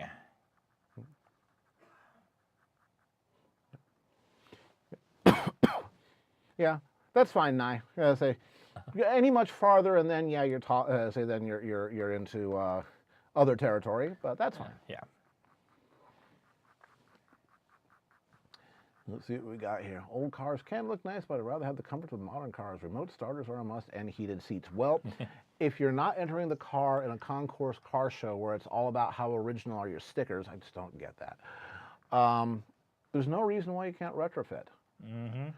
I mean, I know a lot of people. I drive a 2014 Mustang. But I know a lot of people who have taken like 1966 Mustangs and they've put fully modern engines in them that get better gas mileage, are much more reliable, get double what the power was, and Also put modern seats in and get 3-point seat belts and everything. absolutely. Like that. Oh, but John, it is kind of sad what's happened to that Toyota Celica down the street from your. Yeah. It's just sitting there. It's got a flat tire. I know it hasn't moved in ages. It's like, oh. ClickOut asks, do you find that the different hardnesses, 8H versus 2H, etc., are consistent across different companies? They will vary a little bit. I generally only work with 4 hardnesses. Okay, yeah. 5, sir, 3. And that is HB, 2B, 4B, and 6B. And I do the bulk of my stuff in 2B. Yeah, but any given manufacturer. Every manufacturer, there'll be slight variations because everyone has their ideas. Their own formula. Yeah. Right, exactly. But the one thing that is nice is that at least if you stick with a brand, is nowadays most manufacturers, if they're a good quality manufacturer, they have consistency, which is so important. I took a class in college where one of the things we had to do during the course of the semester is make all the ingredients that we would need to do. So we made our own charcoal. We made our own paint. We made our own paintbrush. Boy, once you've had to make a paintbrush, do you appreciate the joy of being able to go into a store and just buy one? I made a very nice fuzzy stick. Yeah, yeah. Made paper. Stretched our own canvas.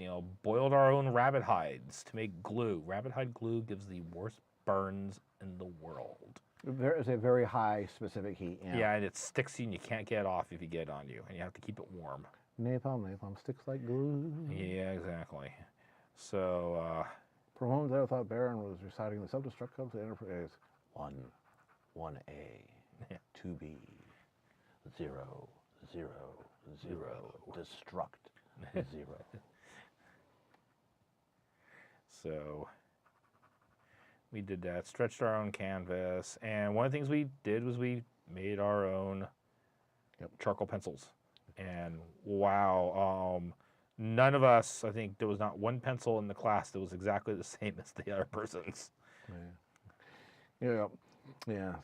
Christopher Lloyd's men are about to beam to Baron's house. Get out! Get out! Admiral Kirk, you don't want to give me that Genesis torpedo? Reverend Jim. Okie doke! It's interesting casting. Yes. Reverend Jim as a Klingon. Hey, Funds. Hey, Funds! Yes, the ship's computer is the only thing speaking. Yeah. Speaking? What is it saying? It's counting. 19, 18, 17. Yeah. That's a pretty good clue. Yes. Actually not Pinkamena, that is Wet Main Rarity. Yep. Reading her trashy novel. That's right.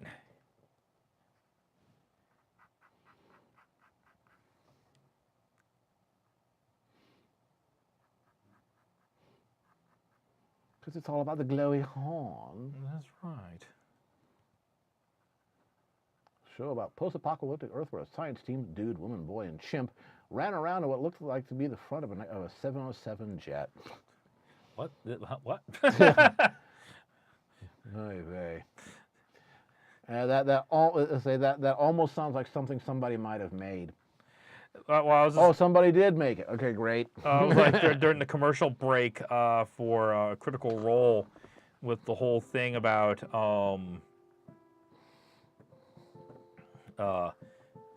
adult living in the post-apocalyptic.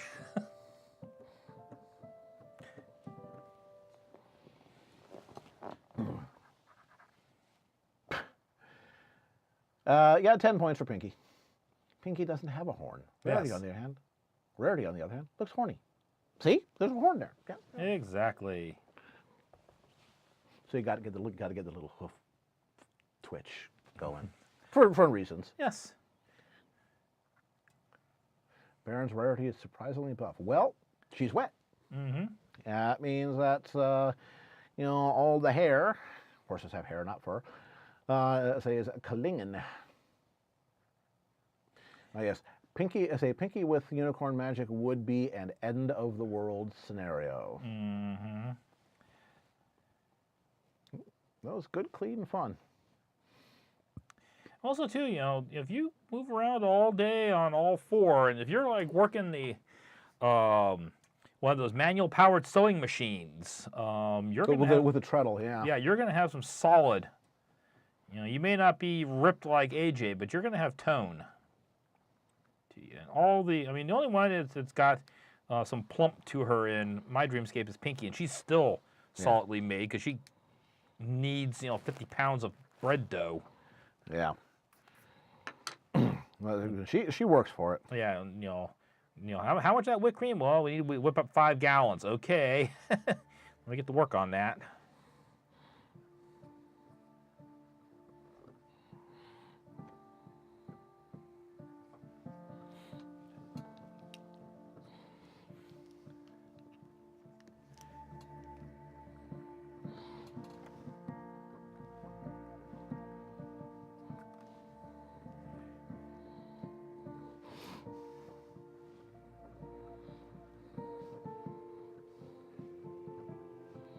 Forget who it was who did the alternate universe.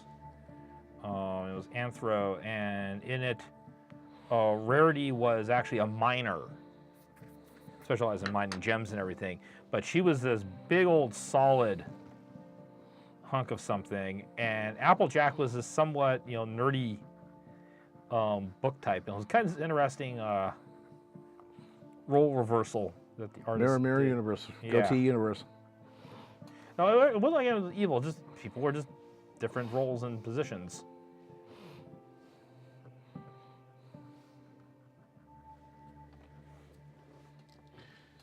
Sidon did the minor Rarity and Socialite Applejack images. Okay. Yeah. Okay. Thank you. Sidon. Oh no, that's somebody else. I think this is the third member of the House of Ware. There was Coyote and Golden Wolf. Mm-hmm. Maybe it was the same person. I don't know. Yeah. Who knows? Maybe they've gotten a pony.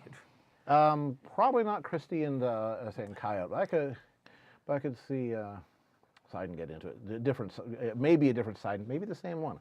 Who knows? Rarity's special moves in the MLP Fighting as Magic Tribute Edition were unearthing gems from underground and launching them at the opponent. Just like in Star Trek, shooting diamonds at Gorons. Yeah, Captain Kirk. Yes. Yeah. Flying everywhere, even when it's inconvenient or uncomfortable for them or ponies around them. Of course. Yes. Yeah, we don't want to touch the ground. You get your hooves dirty that way. The Pegasus problem is, some of our ponies refer to it. Legs are landing gear. Those are only for when you need to touch the ground. You need to go someplace, fly over there. You want good alternative universes? Go to Earth Song 9405. Mm-hmm. Oh, you're familiar with that? Oh yes. Yeah. Ursong and I chat all the time. Oh, nice. At some point we've been there's been back and forth, maybe nothing serious, but at the moment, but just maybe the possibility of doing a collaboration at some point. But whenever she's streaming, I like to tune in, at least for a little bit, say hi. Your time, I got 15 minutes, 13 minutes. Well, that's the advantage of the bathtub is that there's less pone to draw. There's less pone to draw. That's right. You got a chance for more details. Mm-hmm.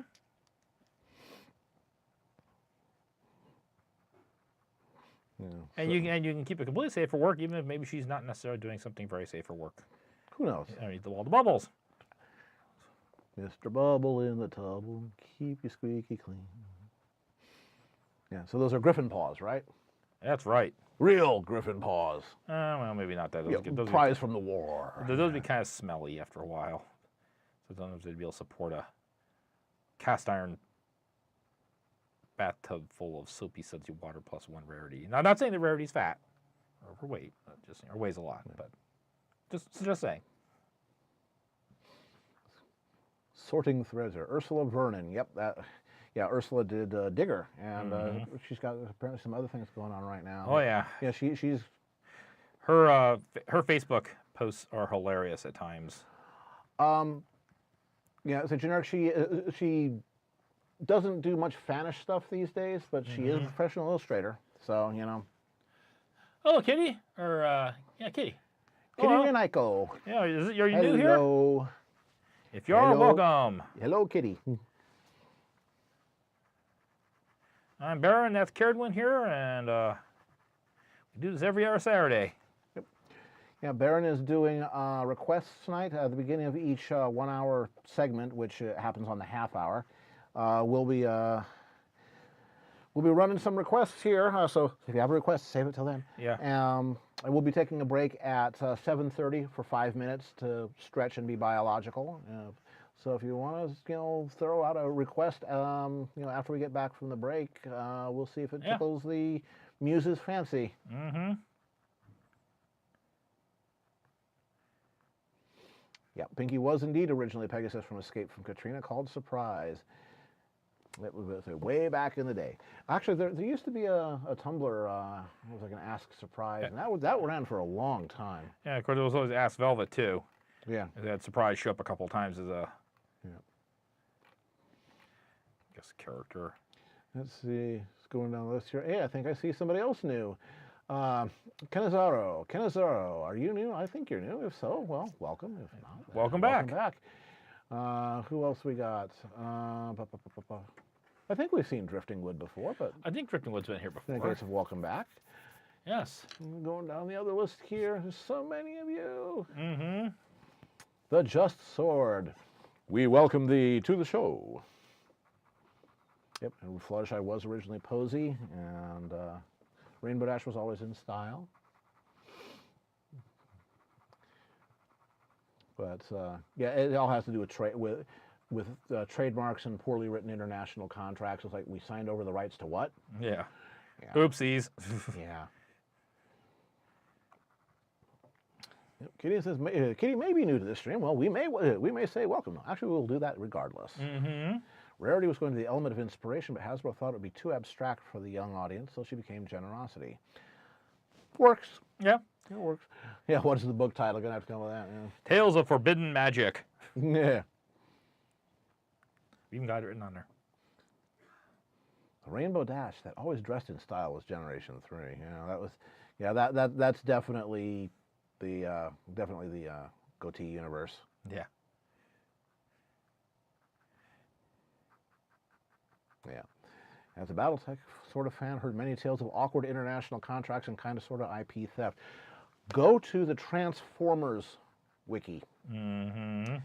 And read up. I think there's a page just dedicated to trademarks and Hasbro's long and very sad history of sometimes losing trademarks to some of their characters, which makes it all the more amazing that they were so permissive with Pony. Right. But of course, for that we thank Mike Vogel, aka MK Toon. He's the decision maker on this, and he said, "Let the fans be." Mm-hmm. So Mike, but a lot of the we will buy you a cookie, Mike. Yes, but an awful lot of the world's entertainment world sat back and watched and said, "Okay, what's going to happen to Hasbro?" Yeah. And they've been still watching, and they've been kind of amazed.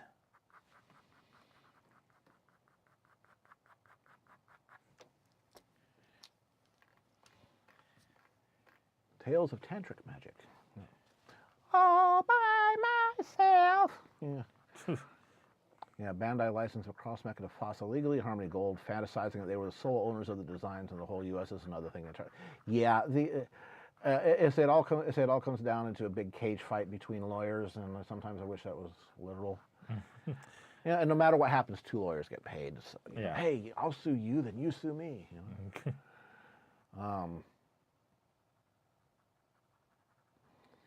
Yeah, so fans put their movie on top of the charts. There you go. Mm-hmm. But at the same time, as I tell people sometimes, "Whoa, blah blah blah," they should.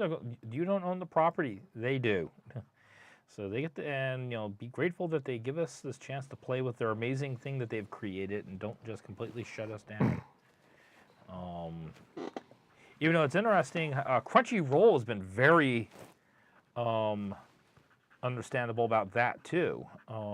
We did the Crunchyroll Expo last year and hoping to do it again in 2018. Oh, I mean, with regard to display of... Yeah. They said, we encourage this. In fact, the only intellectual copyright thing that they yanked was is if they caught somebody blatantly lifting images from the studio, like, okay, that's, It's basically screenshots. Or taking other fans' artwork.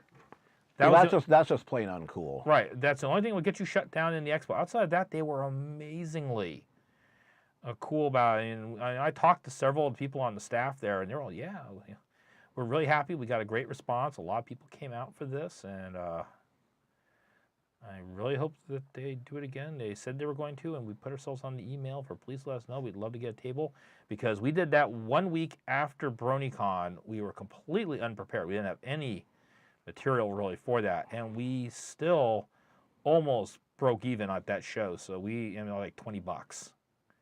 So we're very much looking at wanting to do that again. If we can have some proper genre material, we think we can easily. Okay, we'll see you later, Deathlight. Yeah, thanks for dropping by. I've been too long in the security industry. When I see in tech, when I see DLP, I either think digital linear projector or data loss prevention. Now, the business that I'm in is basically they call it insider threat, finding people who are leaking documents. Industrial espionage, essentially. Mm-hmm.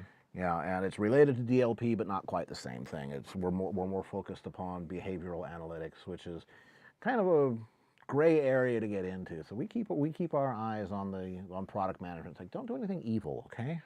Mm-hmm. Don't be Google. Yeah. And to their credit, they don't. Yeah, Angi is on the stuff that he knows it well. Yeah, DLP, downloadable pony. Yeah. Yeah, I'm not a big fan of say Elixir because it destroys the value of the show. Again, when Hasbro had those episodes of season 8 leaked, basically you can pretty much count on the advertising value. When they actually broadcast them being close to nothing, so no advertisers are going to pay them. For time during the show, because they're convinced that the rating's going to be awful. Everybody's already seen it, and of course, when movies are leaked just before they're released, that can't help but hurt the box office. Mm-hmm. So yeah, they need to have their fingers hit with hammers. But your time. Okay, but we're about 3 minutes. Yep. Out here, just. Yeah. A few little details. Not too bad for an hour. Actually, less than an hour's work. Orca, trust me, Hasbro and DHX are doing a lot to try and shore that up. Trust me on this. Yeah, it's easy to say, they need to shore this up. There's billions of dollars to be made sometimes doing some of this stuff. So people get pretty ingenious and pretty creative on it, and you can't think of everything. All right, we're going to put... Yeah. All right, we're at like 2 minutes. Why don't we... All righty. So. All righty. Yeah, so click out. Hasbro doesn't care about that. What they care about is things that affect sales more than anything else. Yeah. In fact, one of the biggest ways, if you want to make sure that we have now, of course, apparently it sounds like we are guaranteed this for season 9. That's going to be the end of it. Okay, I hadn't heard anything about season 9. Yeah, at least some of the stuff is that we may be out to at least season 9, but that may be the end of it. Well, if nothing else, all their voice actors they were this tall. Now they're all grown up. Right. Yeah. Well, that's what I really do hope in season 8. Can we please give the CMC a growth spurt? Yeah. You do the model changes, make them a little bit, have to go get new clothes or something like that. Their shoes don't fit anymure. Yeah, pretty much. Because it's like, come on, AJ, what are you doing? Are you got poor little Apple Bloom smoking or something like that? So it's stunting her growth? All of them. The CMC, the C is for cigarette. Yeah. All righty, folks. So we are going to take a 5-minute break. So when we come back, there's going to be another request. Hold on to your requests until then. Start thinking about what you might want to see Baron draw. He will draw a suggestion that catches his eye and tickles his fancy. So be ready to tickle his fancy. Just don't do it on video because this is a family friendly. Okay. See you guys in 5. See you in 5.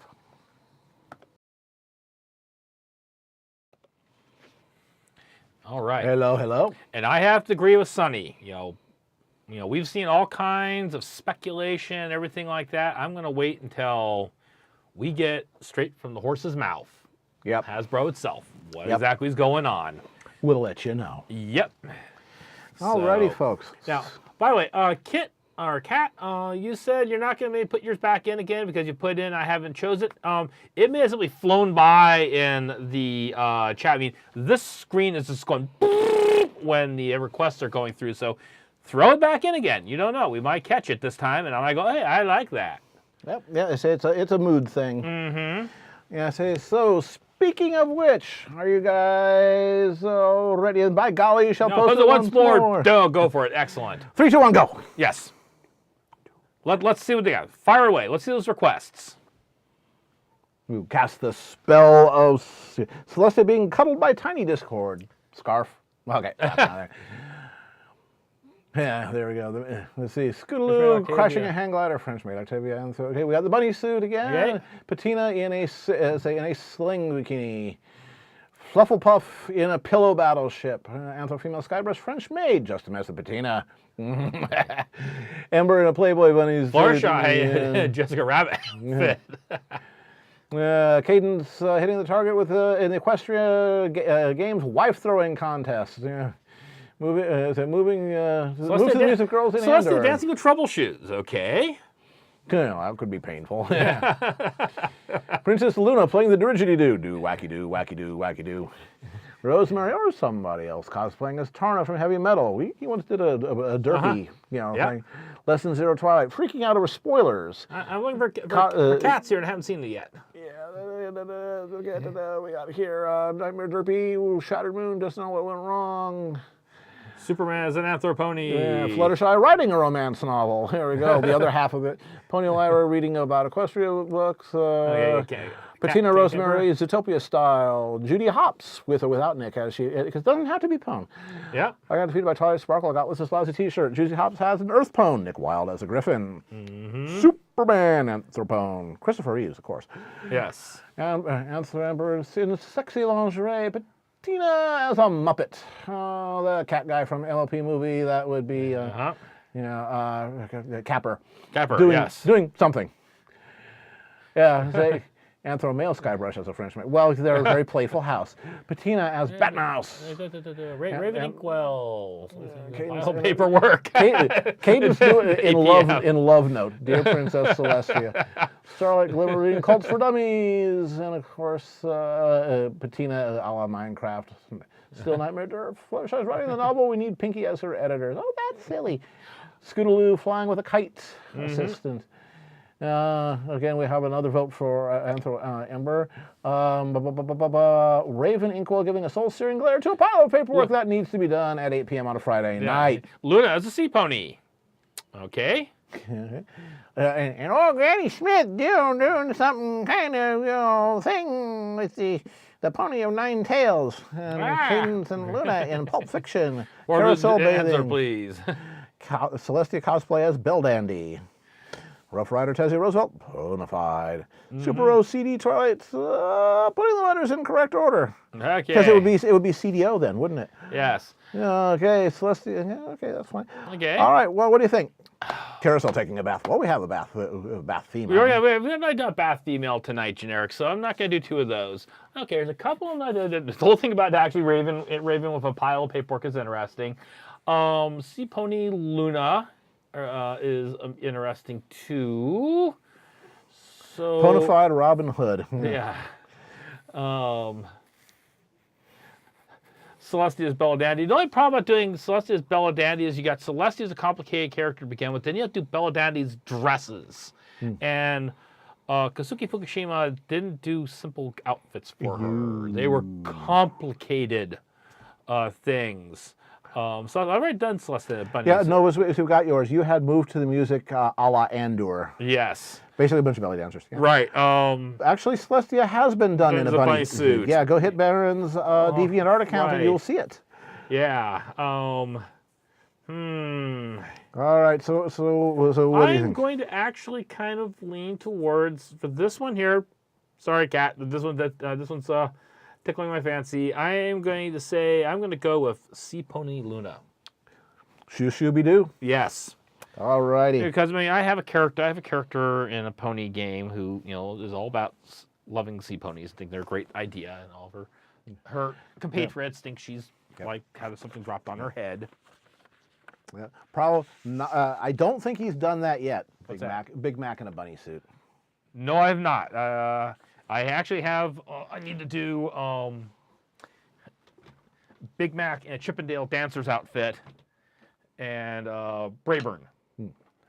Well, Brayburn would have to be in the French maid outfit. Oh God, I just found this nice little outfit right here. This here apron keeps me from getting all messy. Why y'all looking at me that way?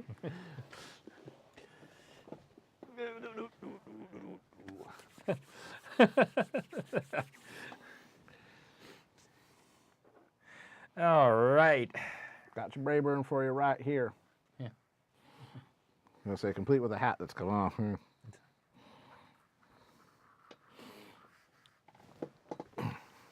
I'm actually going to want to move her over here because I need to have enough room for her mane. Yep. She's not as bad as Celestia. It's a second character. Yes. Yeah. Celestia is a pufferfish or flounder. Actually, Eveli did a really nice picture of Celestia and Luna as sea pawns. Celestia was a koi and Luna was a shark.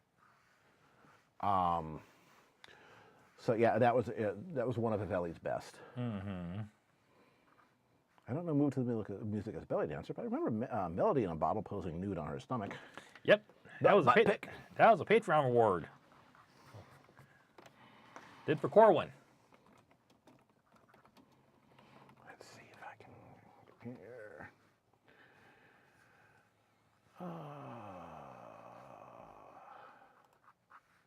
There we go. There we go.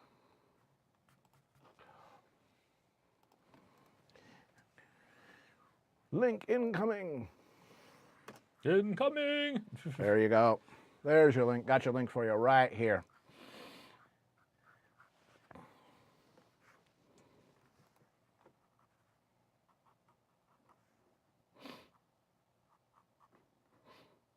Yeah. Under the sea.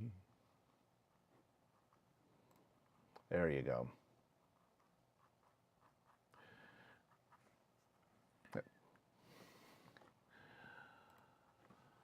No problem, Mr. Funds. Oh, what was fun? It was like a high five. He wanted to see the He wanted to see the Eveli Shark Luna. Yes. Yeah, that's this one right here. Yeah. The only problem with that, the scales are backwards. but it's still a gorgeous piece. That's one of those things, why, like I say, I use study sketches first. I go, am I doing this? Oh, wait, I got that all going in the wrong direction. Whoopsies. Because I've gotten kind of, obsessive about doing my research before I start on something, because I've had, on a couple occasions in my life, usually in very public type venues, I've had people come up to me who have had disturbingly large amounts of knowledge about the subject I'd done a picture, and then proceed to pick it apart in front of folks. Like, Actually, Angi, go diving through Baron's DeviantArt. I bet you there's at least 2 or 3 of those. What's this? Patina lying on her tummy, as a nude, because it's all about what it does to her butt. Mm-hmm. I bet there's at least 2 or 3 of those. There's at least 2, I think. Yeah. And have you actually done Move to the Music as a belly dancer, as Anders style? Well, there was the one, if you go to the Move to the Music gallery and look for Put Your Dreams in a Bottle, which was some promotional art that they did for the album they had called A Little Bit of Magic. Yep.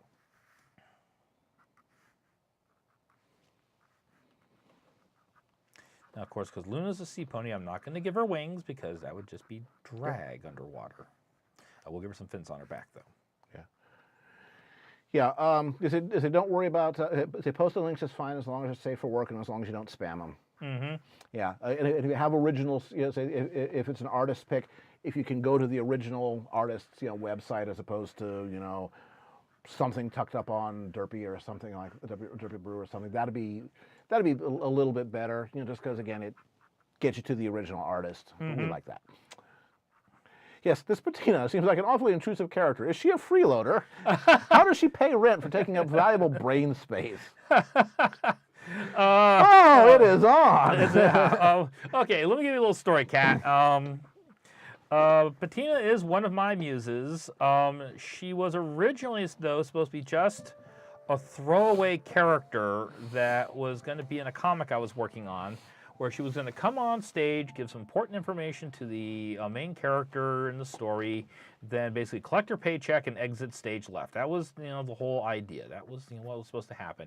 That whole concept lasted about 20 seconds when she effectively grabbed the camera in my head and said, "I'm not going anywhere. I have things to say." That was 1992, and she hasn't left since. She is one of my muses. She is the only character of mine who knows that she's a character who lives in my head and that, she's a product of my subconscious, and she abuses her admin privileges sometimes horribly by rummaging around in my subconscious and then coming back to me in my sleep going, "Hey, I found this amazing stuff, look," and then does a slideshow or PowerPoint presentation. She loves PowerPoint. Who needs to shrink when you got someone that can go to source? Mm-hmm. And so you'll see an awful lot of my postings on Deviant Art, where I'll be talking about, Patina found this in my subconscious because she did. There you go. Subject, you can tell There's that car I was telling you about. Blah, blah, because that what subject, well, even it is showing a particular pick. In some cases, military brand service and operated.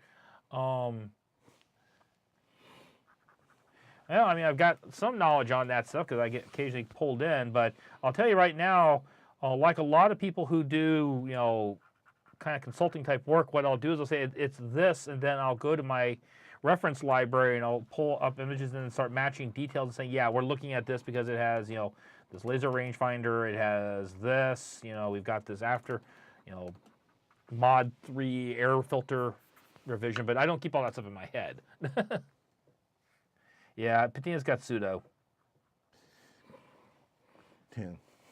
Root access. Yeah. Question: Derpy or muffins? Well, the answer. So the answer to that is, of course, Derpy. Well, the way I see it is muffins may be her, like her birth name, but everyone calls her Derpy. It's kind of like my wife's name is Christina, but everyone calls her Smudge. I had a dog named whose official name was Sky Acres Beach Bonanza. Mm-hmm. His name was Bonsai. Right. Yeah. I mean, I call her Derpy in my dreams. She does deliver our mail. She does a pretty good job of it. People like to give Derpy a hard time, but she actually and she's not stupid. She's just a very simple individual, and has doesn't demand much from the world.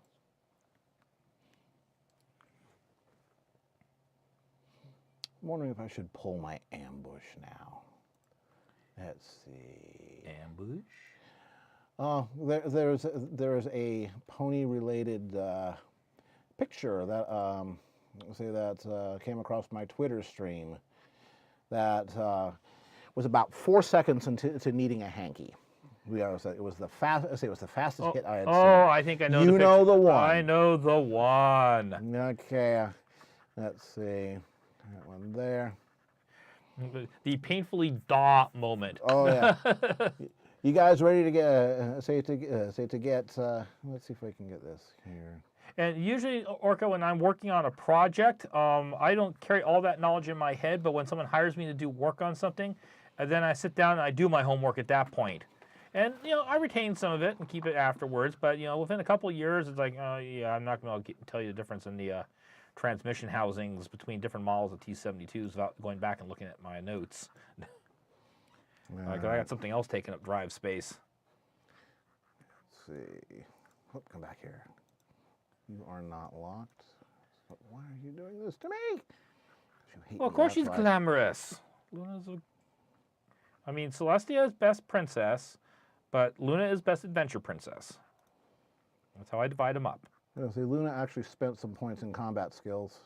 Yeah, Celestia did too, but she's more like the Aikido style, less the Use your politics against you. yeah.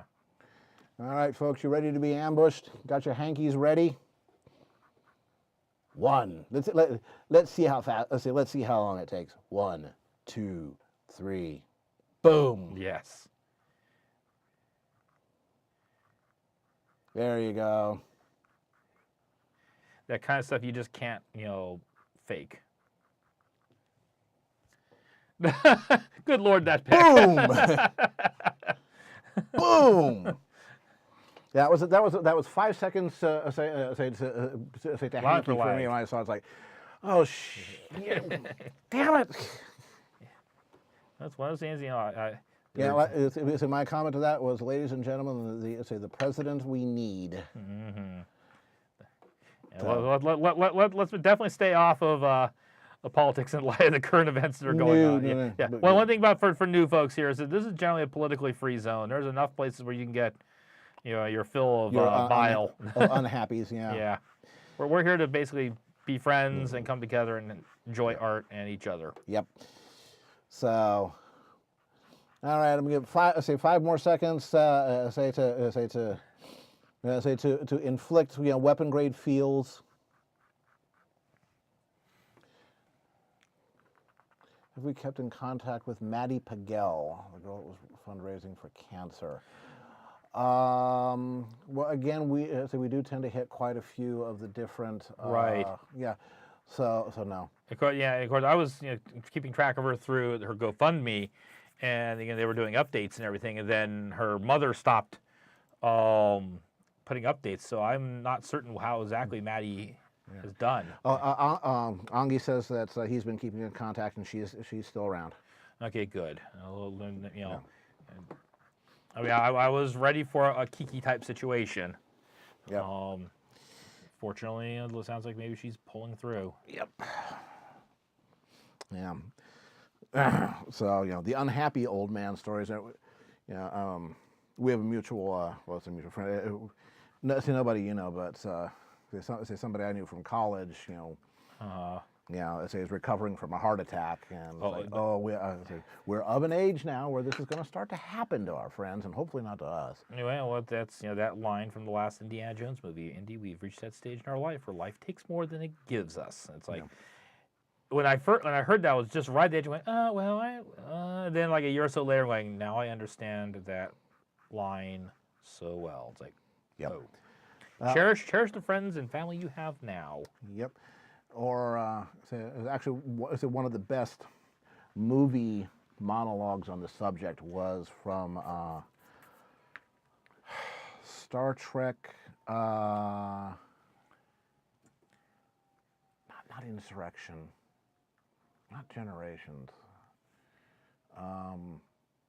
First Contact. Now, when Picard learned that his nephew had been killed in a fire. Mm-hmm. And he was talking to I think it was Beverly Crusher. And said, there comes a day when you realize that there are fewer days ahead than there are behind. Mm-hmm. It's like, yeah. Mm-hmm. Yeah, I'm 54. Mm-hmm. I don't think I'm going to make it to 108. Unless I'm a brain in a jar. But it'll be a very small jar. Oh, now. Just put me in a pickle jar. Don't underestimate yourself there, Carolyn. Okay, peanut butter. There you go. Chunky or smooth? Chunky peanut butter or smooth peanut butter? That's the important question. Yep. Old man story that you wish happened. Yeah. Well, Barron almost was a production designer or as a conceptual designer on a TV show. Yep. I was 48 hours away from being the concept designer for odd combination, Fox Television, NHK1 Japan project, and it fell through. bombed out because one person on the project decided to say, oh, by the way, you can't do that. That's my department, and shut the thing down. Yep. Yeah, my dad passed at 49. So, yeah. Yeah. And, know what you mean. Yeah, mine passed away a couple of years ago. Yeah. So, yeah, so, but yeah, those Ironman, guys that are doing this at 65 or 70, they probably didn't start training at 64 or 69. Yeah. Yeah. Now, so the exception of a bad back, I'm actually doing okay. Yeah, ditto. That's why we get to do the stretches and everything. And before, about an hour before I do a stream, I always do a series of back stretches first. Not even if I don't think I need it, I do it just in case because, like I said, this is part of my job. I'm working right now for you guys, and so I don't want to have the evening's entertainment screwed up because I have a back spasm or something like that. Yep. In the middle of the stream, so I do prep work for this. Part of the things I take 2 Advil, just as an automatic precautionary measure. Yep.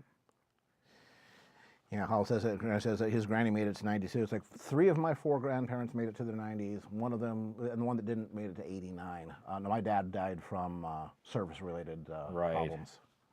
And so you got a good chance to be, passed in uniform. Yeah, and you've got a good chance of reaching to possibly an age where you'll be able to yell at kids about getting off your lawn. Oh, I can do that today. Get off of my lawn. People eat that.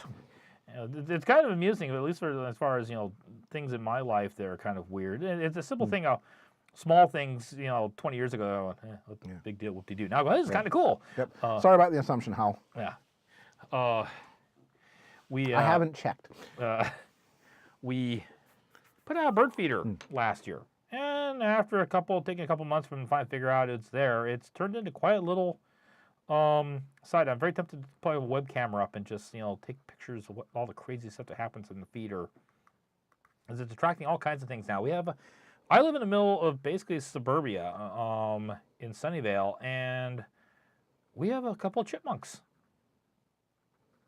They live in our area, apparently, and they visit around the feeder, and they crawl around on the ground, and they climb up the screen door, and they look at the feeder, and they've thought, so hard about trying to figure out how to get in there, and they have not been able to pull it off yet, but I watched on Thursday this chipmunk, leaning on the screen door. Okay, maybe I can make this jump, and there was this towhee, which is a large, usually ground-feeding bird, but it gets up in the feeder, and this chipmunk got this brainy idea that it could jump and grab the tail of the towhee.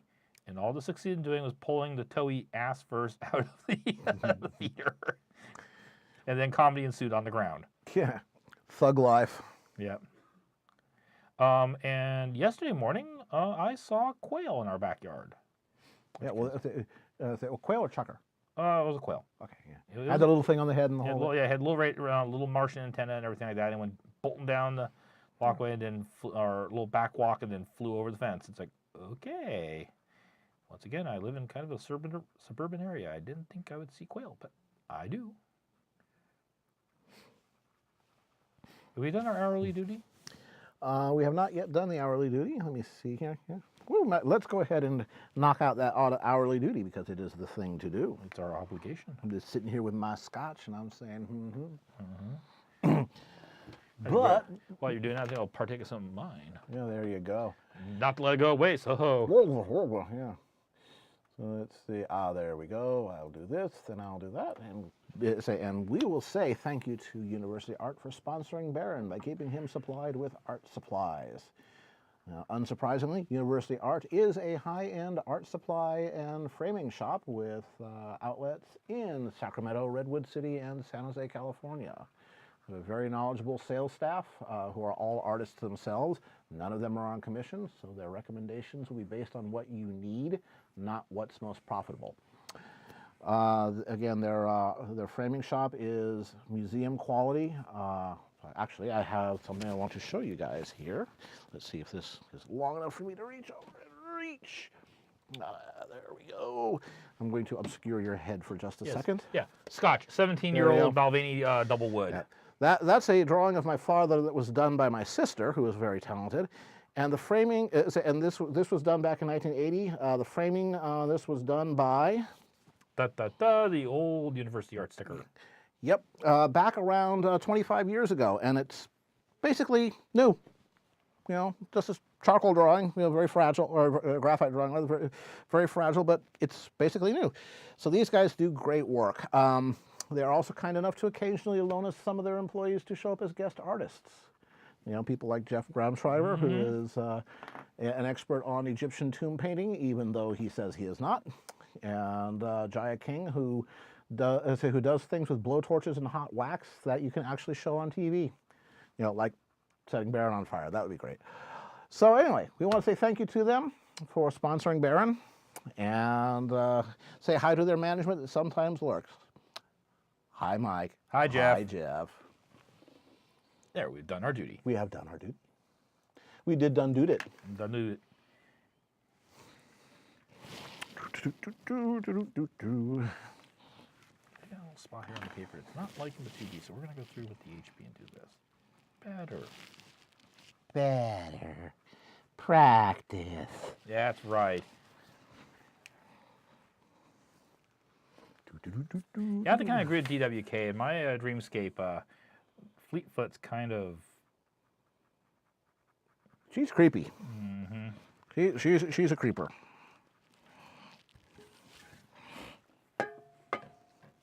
That's the other cool thing about I would say about good scotches. They come with really cool tins. Mm-hmm. Yeah, this is... Yeah. Now the Aberlour is pretty good too. Mm-hmm. But Balvenie is one of my go-to. Well, I'm a total Speyside fan. Yeah, Macallan. Yeah. So although the Oban is pretty good. Mm-hmm. You know, Oban 14, Highland Park 12. Yep. Is another of my faves. But you like Talisker though. Once in a while, people need a good ass kicking. Now, I get mine from my Scotch. It's actually kind of funny. The CEO at work, she's into whiskeys and stuff like that. Mm-hmm. But she needs to further her education because she brought in a bottle of Johnnie Walker Blue. Yeah. It's a blended Scotch, very expensive. Like, okay, let's give it a try.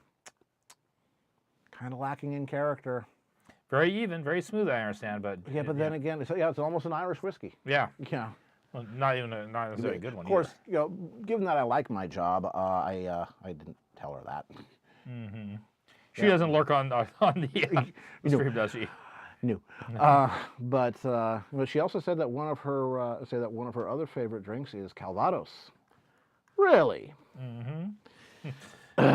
So off I go to my desk, and I come back with a bottle of Busnell VSOP Pays Calvados. And say, have you ever had this? No, I haven't. Left it on her desk. So I am not above a little bit of bribery. Mm-hmm. Yeah, the one I'm actually been developing kind of interest in is rye whiskeys. Rye whiskey, rye whiskey, rye whiskey, I cry. But they can be very, very tart. Yeah. Yeah, well, they can be. Well, see, there's that Montana whiskey that I brought in that one time. That was a rye. Yeah. Very smooth. Yeah. Johnnie Walker Blue is a good choice for business gifts because it is visibly expensive, and it's something that most people can drink without going, oh my God, that's too intense. Yeah. So you won't embarrass somebody by by being more powerful than they are with your drinking habits. So, yeah, exactly. Don't make your potential business partners look silly. Yep. It's a nice safe bet, for lack of a better word. You don't like whiskeys that punch you in the back of the throat. Well, in that case, you'd be fine with Talisker because it just knocks your teeth out. Yeah, it never gets to your throat. No, very spicy, very peppery. Yes. I'm more for the creamy. Yeah, exactly, Click. I went out of my way to buy you something nice bottle, not actually the best bottle. Again, potlatch. Yeah. Unless it's the case of you've been able to do some homework in advance and you've done some intel and okay, this person really, really likes this. Like, we know if we're going to be meeting Lauren Faust, we're going to bring her a nice bottle of Pinot. Yep, yeah, she is a Pinot Noir monster. Mm-hmm. She loves her Pinot. Yep. Yep, apple brandy from the Calvados region of France, which is basically Normandy. Mm-hmm. Yeah, and the Pays d'Auge region is, which is where the best comes from, is basically Sword Beach. Mm-hmm. Sword Beach through Cannes, and what was the next town? I should remember. It was actually in. Herr Dr. von Engel. Yeah, of course, it should have been Vaughn, Vaughn. Yeah. He could have snuck that one past. Yeah. But no, he was not subtle. No, my original full name was going to be Wolfgang von Engel. My dad wanted. Then it was going to be Baron von Engel because my mom didn't want Wolfgang. Then my mom was not interested in the von part, but we kept the Baron. And the choice when he couldn't get von was he went with Warhawk, which was his favorite old-time radio hero. My mom said, try one more time. He went, Eric? Yeah, under a few times. Got her pickled once. Mm-hmm. He says, have you guys met Lauren Faust? Oh, yeah. Yep. Now, I was at a fundraiser event for the Wildlife Center that she does fundraising activities for. She's actually on the board of directors, the Silmar Wildlife Center. Mm-hmm. And they had a dinner thing for people who, opened up their wallets, and dragged Baron down there. But I also brought, of course, bottle Pinot because Lauren, and several bottles of apple moonshine whiskey. Basically corn whiskey with sugar and cinnamon and a little bit of apple flavor added. It shows up in mason jars and everything. That's how we drank it too, out of the mason jar. Yeah, again, it's like no glasses, you just take a slug. I brought down several of them, and people were just like, they were looking at it, and there's a bunch of like MLP riders, and like there was Amy Keating Rogers was there, Mitch Larson, Cindy Morrow, Cindy R. Morrow, who was another classmate of your wife's. Mm-hmm. Yeah, for folks that don't know, Baron's wife, Smudge, went to school at CalArts at the same time as Lauren Faust and Cindy Morrow, and they knew her. Yeah. They remembered her. It's like, oh, that's Smudge. Yeah, 6 foot tall, bench presses a truck. Yeah. Yeah. Yep. So. But we passed around the moonshine, and people decided they liked it. So we passed it around, and we got the next jar, and we passed it around, and we ended up playing Cards Against Ponanity, which is my own card against my own pony Cards Against Humanity deck, and got Lauren to say things that she would never say in public, which is great. and got Mitch to sign some cards. Mitch will sign everything. Yep.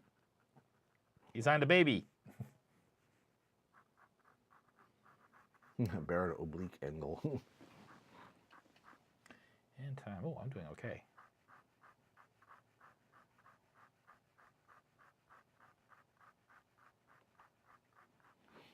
Let's see. But no, Lauren has not been on Baron or Smudge's stream. I could wish. Yeah. She actually had a couple of streams of her own. It was like an evening with was it an evening at the animator's desk or something? Yeah, like that she did at EcoLA this year. Yeah, and but these days she spends. Lauren does not do a lot of animation. What she is she's a director and a producer. Mm-hmm. So she's working her way up all the way to the top of the food chain. Mm-hmm. She was actually in charge of a Sony movie that got canceled, Medusa. Yeah. But again, a lot of movies, get canceled partway through. I mean, it was only like 1 in 10 actually, makes it from beginning production to the theaters. I mean, like I said, I've done pre-production for 2 movies and 2 TV series and 1 movie, and none of them made. So we have 2 video games. So I don't have that coveted screen credit. Yep. Which once you get that, boy, does that make it easier getting the next job. Angie, they actually just shut down the project altogether. They did not boot her specifically. They just shut down the project. Mm-hmm. So it wasn't anything she did personal or some executive that was afraid of a female in charge. No, they just shut down the project. Yep. Which that's Hollywood. Yep. I mean, one of the things my dad used to do is he used to do little bits of bit acting. He also did, as he used to race cars, he used to do that. You know, whenever you see the TV show and I'll have a commercial and there's someone driving the car up the coast, normal speeds, but they'll say, you know, professional driver on a closed course. My dad did that kind of stuff. You could pay pretty good money for it. And he... Don't wreck the car. Don't wreck the car. And he actually got casted for a part. He wasn't going to be a major part, but he was going to have, you know, several scenes in a movie. And then 9/11 happened. Yep. And the whole premise of the movie was a bunch of American tourists on vacation in Paris, and their tour bus gets kidnapped. And everyone's treating it like it's a hostage negotiation when they don't realize is that they've planted a bomb on the bus. And they plan on blowing something up with it. And that was just a little bit too close to what current events had been, and they went, nope, and they nixed it. And my dad was so bummed because he was going to get to work with Jamie Lee Curtis. One of his favorites? Yes, one of his favorites. He actually got a chance to meet her because they did some of the initial, this will be who you'll be working with and everything. And he actually went down to L.A. and talked to folks at the studios, and he was so excited about it, and then, nope. Yeah. Wah, wah, wah. Yeah. So Angie, if you're interested in the sometimes sordid stories of you know, video game projects, etc., that don't quite make it or stuff like that, I mean, all you got to do is look into the history of Fallout. Yep. And that one's still unraveling. You know, that particular story. You know, the whole bit between between Obsidian Studios, Black Isle, Bethesda, and Zenith Softworks. I need to turn this here so I can get this angle. So I can get my shape. Am I still in camera? Am I still in camera? You, it's a little bit high. There you go. Better? Okay. Mo better. Mo better. Tim Burton's Superman, the original Alien. You know, Tim Burton was going to do a Superman. What's the status on them fighting herds? It's out. Yep. Go to Steam. Go buy it. Yep, it's out. I was one of the people who actually backed it. Yep. Yep. It came out way past schedule, but it came out. Yep. They delivered at least. Yep.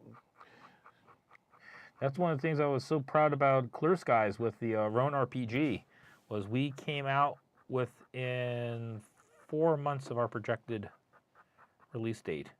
And that was because it was a team effort on a lot of people. You know, Cat's Paw doing the layout, the work I did for it. There was like 24 artists in the book who just turned out some amazing stuff for it. And that's why I'm very, very excited about, you know, the next book, and we're slowly starting to bring that to life. And this year will be the year when we really start pushing it forward. Absolutely, absolutely. All right, let's see if we're going to make a quick pass here, see if we have picked up any newbies. Nope, doesn't look like this hour. Go get somebody. Go grab somebody. Yeah. Tell a friend. Tell a friend. Drag them in. You know, we're not here trying to, you know, get, you know, the numbers or anything. That's not, you know, the whole point. No. We're not in a popularity contest. No, but that being said, tell your friends. Tim Burton Superman with Nicolas Cage is okay. Given that, as far as I'm concerned, Christopher Reeve is now, always has been, and always will be Superman to me. That's ooh, you're treading on blasphemous or Burton was treading on blasphemous territory. Well, it's kind of like Jeremy Brett for classic 19th century Sherlock Holmes for me. Benedict is good for, you know, the modern take on the character, but for the 19th century, 1980s Granada television, Sherlock Holmes mysteries. Oh, I so loved that character. Click out. You need to start a YouTube channel. Will it dissolve? Where you take various things and you say, and you throw it into lye, and then you throw it into into hydrofluoric acid. Please wear your gloves. Don't let that. Oh yeah, I worked with that stuff. You know, pooled muriatic acid. You know, aqua regia, and we'll see if it dissolves. There's your YouTube channel idea. Go get 1 million viewers. Yeah. With the big, you know, disclaimer thing at the beginning. I'm a professional. Don't try this at home. Yeah, he says, nope, I actually do work with fluorinated chemicals. Yeah. And I've been in, it's in a Yeah. hydrofluoric acid lab. Yeah, Yeah. let me guess, chemical lasers? Yeah. Yeah, I had to work with I was a lab technician for a few years, and one of the tests we had to do, we used hydrofluoric, and that was some of the twitchiest stuff we worked with. Yeah. Yeah, like it says, I have zero intention of ever feeling my bones dissolving inside my body. That's something that you should see them do outside your body. Yeah. Absolutely. Yes. Got to get it right, yeah. Yeah, no, that's a, you know, I had to inspect the bottles for leaks and everything like that with the paraffin. Because pure platinum is the only thing that's inert to it entirely. Hello again, Mr. Deathlight Productions. Ooh, back. Yep, back and cold. Yep. Did you go out? Or did the furnace die in your place? Yeah. He had to, I think, take his cousin somewhere. Oh, okay. Yeah, something like that. Cousin, brother. Yeah, I've been kind of biting my tongue about, you know, it's kind of cold in the morning. I'm looking at the weather around the rest of the country going, I'll just keep my pie hole shut. Yeah. One of the people, Sylvan, in the chat will occasionally send me via email and stuff like that photographs of the dash of his car with the dash monitor reading what the temperature is. And it's like, okay, I'll be quiet. A chemist was explaining his technology and how it was fluorine-based. And he looked to the lab leader and says, you've clearly worked with fluorine chemists before. Yes, how did you know? You were counting my fingers. Yes. Yeah, it was. Yep. So two scientists walk into a bar. And the bartender says, what do you have? And the first scientist thinks he's going to be a smartass and says, I'll have H2O. Second scientist says, I'll have H2O too. And they both got water because the bartender knows his chemistry. Mm-hmm. But when they got at the end of the evening, when they finally got the bill, the second scientist was charged twice what the first scientist was charged. And he says, why? And then the bartender says, I charge per oxide. Yes. Let's see who gets that one. I'm not going to say I'm the only person that ever came up with that, but I did come up with that on my own.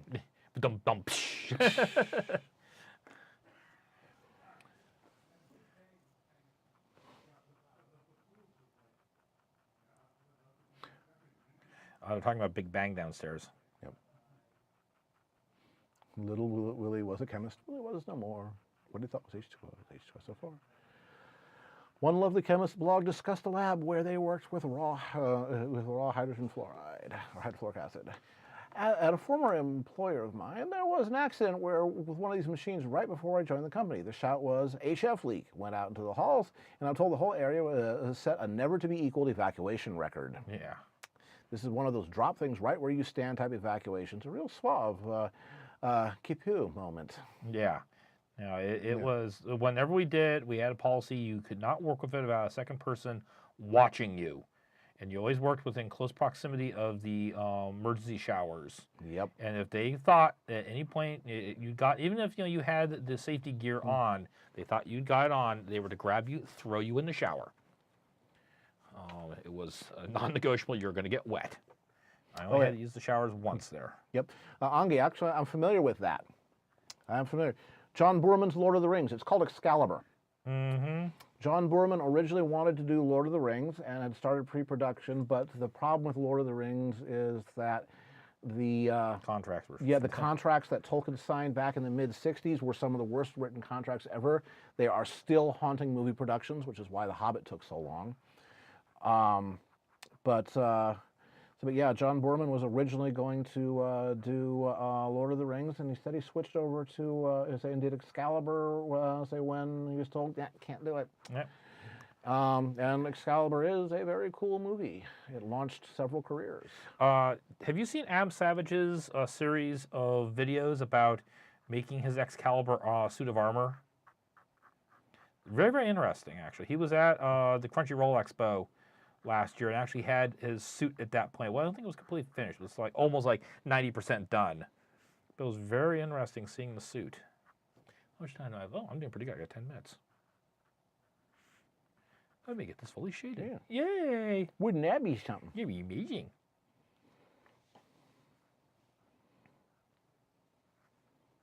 Chlorine trifluoride, reactive with things you'd usually think are already burnt, like bricks, sand, metal, and test engineers. Yep. Look at Ten's Pony Art Stream talks about chemistry. Why not? You will find the weirdest subjects coming up here. Yeah. You know, again, downrange ballistics of hand-loaded, you know, rifle cartridges, old cars, Food recipes. food recipes. You know, I got enough time. I'm gonna throw this in. home brewing. You know, just random crap. You know, Because we're curious about the world. ah yes. You had ideas for Gladriel to have sex with Frodo. Aragorn, that John Borman's one, yeah. But yeah, John Borman, at least the Borman I'm thinking of was the director of Excalibur, and you know, again, it went times.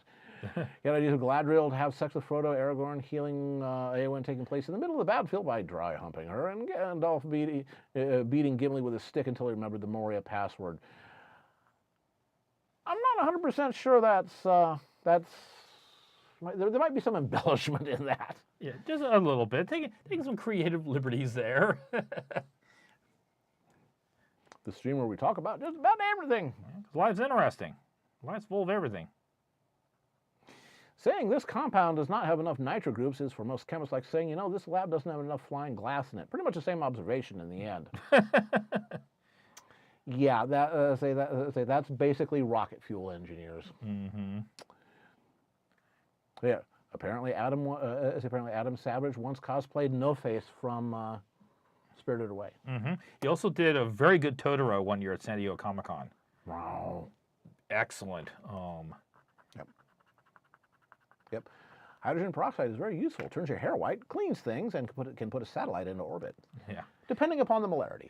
Yeah, the one time I had to use the emergency shower at the lab, someone did not follow procedure correctly and had dumped a liter of pure hydrogen peroxide into the sump flush and didn't run the water to flush it through. And I came along and dumped in about 500 milliliters of 10 molar sulfuric. And I got to find out how exactly a rocket engine kind of worked. Okay, let's see. So sulfuric acid, let's see, with hydrogen, you get sulfur dioxide. It raised a great stink. Yeah. And yeah, those shells are a little farther down, so when the electron jumps down, it gives off a photon or two or three of infrared, which is kind of, yeah. Yeah, it was a mess, and like I say, fortunately I was like about literally like 6 feet away from the emergency shower, and it was like this reach over, grab, yanked up, and boosh, completely flooded out that area of the lab, and saying a whole bunch of stuff that I would usually never say in the workplace. Yeah. Yeah. Well, Angie, Chris Tolkien would be in his 90s right about now, so he's allowed. Oh. I was still waiting for Board of the Rings. Oh, yes. that's yeah. There was a lot of heat. There was a lot of heat. There was a lot of steam. I got some steam burns and everything, but that holding is in their bare hands. Yeah, that's a good way to. I'm bored of life. Heard a horrifying story of somebody who held raw liquid arsine in his hands, the arsenic analog to ammonia. Yeah. Comically lethal. Yeah, well, a chuckle was had by all. Hilarity ensues. Yeah. That was when I used to work at University Art. We'd have people would come in all the time, and they would be looking at our drawing inks, and they would ask us, "Is this good for like tattooing?" We'd be like, "No, that's cobalt blue. That's cobalt pigment." It would be the last tattoo you ever get. Yeah, and more importantly, if you really are this tired of life, there's better ways to check out than heavy metal poisoning. Same way with some of the cadmium pigments. Yep. But I figured I was going to put an apple bloom in here. Yep. Apparently, the only person to touch the chemical and live the story. See you later, Mithril. Or he had just exhaled and said that the thought was, if I breathe in, I will die. Mm-hmm. Let's see. Oh, there's his no face. Yeah, that's not bad. Yeah. Although it needs to be less lit because you can see his head inside it. Yeah. Of course, that's stage lighting, which is incredibly bright. Mm-hmm. So again, Having just took off his gloves and protective gear, held his hands out at his side, and left the entire building until he was outside. Then hoped quite feverishly he took a sip of air and lived. Yeah. How about heavy metal music? Well, that's more of a dusty topic. I mean, I'm not as... What's your definition of heavy metal? We talking about, like, you know, Slayers, Megadeth? We talking, you know, the Scorpions, Ozzy Osbourne, Black Sabbath? Or are we talking about some of the more modern stuff, like, say, Shinedown or Godsmack?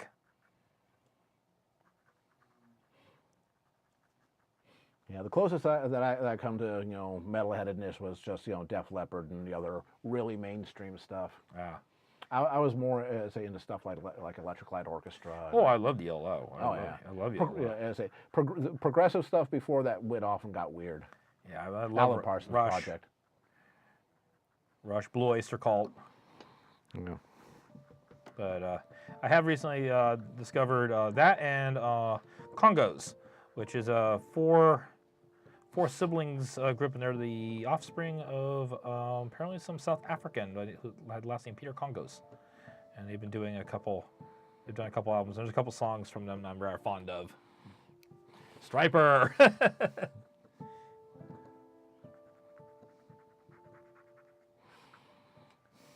Let's see, that would be...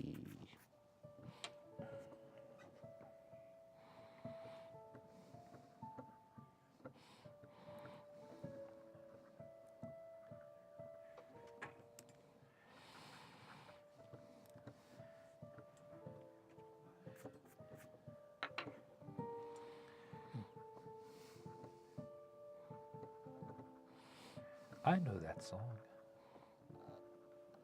I based an entire D&D campaign off of the Turnover Friendly Card album. Ran for 3 years. Yes. Yeah. That plus inspiration from Elric of Melniboné. It was a cheerful campaign. Yeah. Dear Look of Memblebaum. Yeah.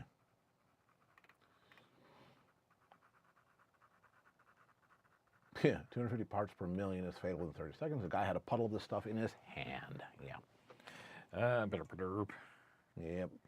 Yeah, see, God favors fools, children, and starships named Enterprise. Yeah. Princess Luna, there's a goldfish biting your butt. Yeah, that's Larsus's goldfish. So this is Under the Sea, Luna, in the dreams. Of Apple Bloom. So it's canon, there you go. Yes, because in my dreamscape, Apple Bloom is Luna's. Click out, it's Melniboné. I have an audiobook of Elric of Melniboné and Sailor on the Seas of Fate, where the introductions are read by Michael Moorcock himself, and that's how he pronounces it. Moorcock? Yes. Yeah, Melniboné. Yes, Melniboné. Yes, and he has a voice somewhat like this when he reads introductions to his own works. Well, let me switch cameras here. I'll finish up Luna's tale. All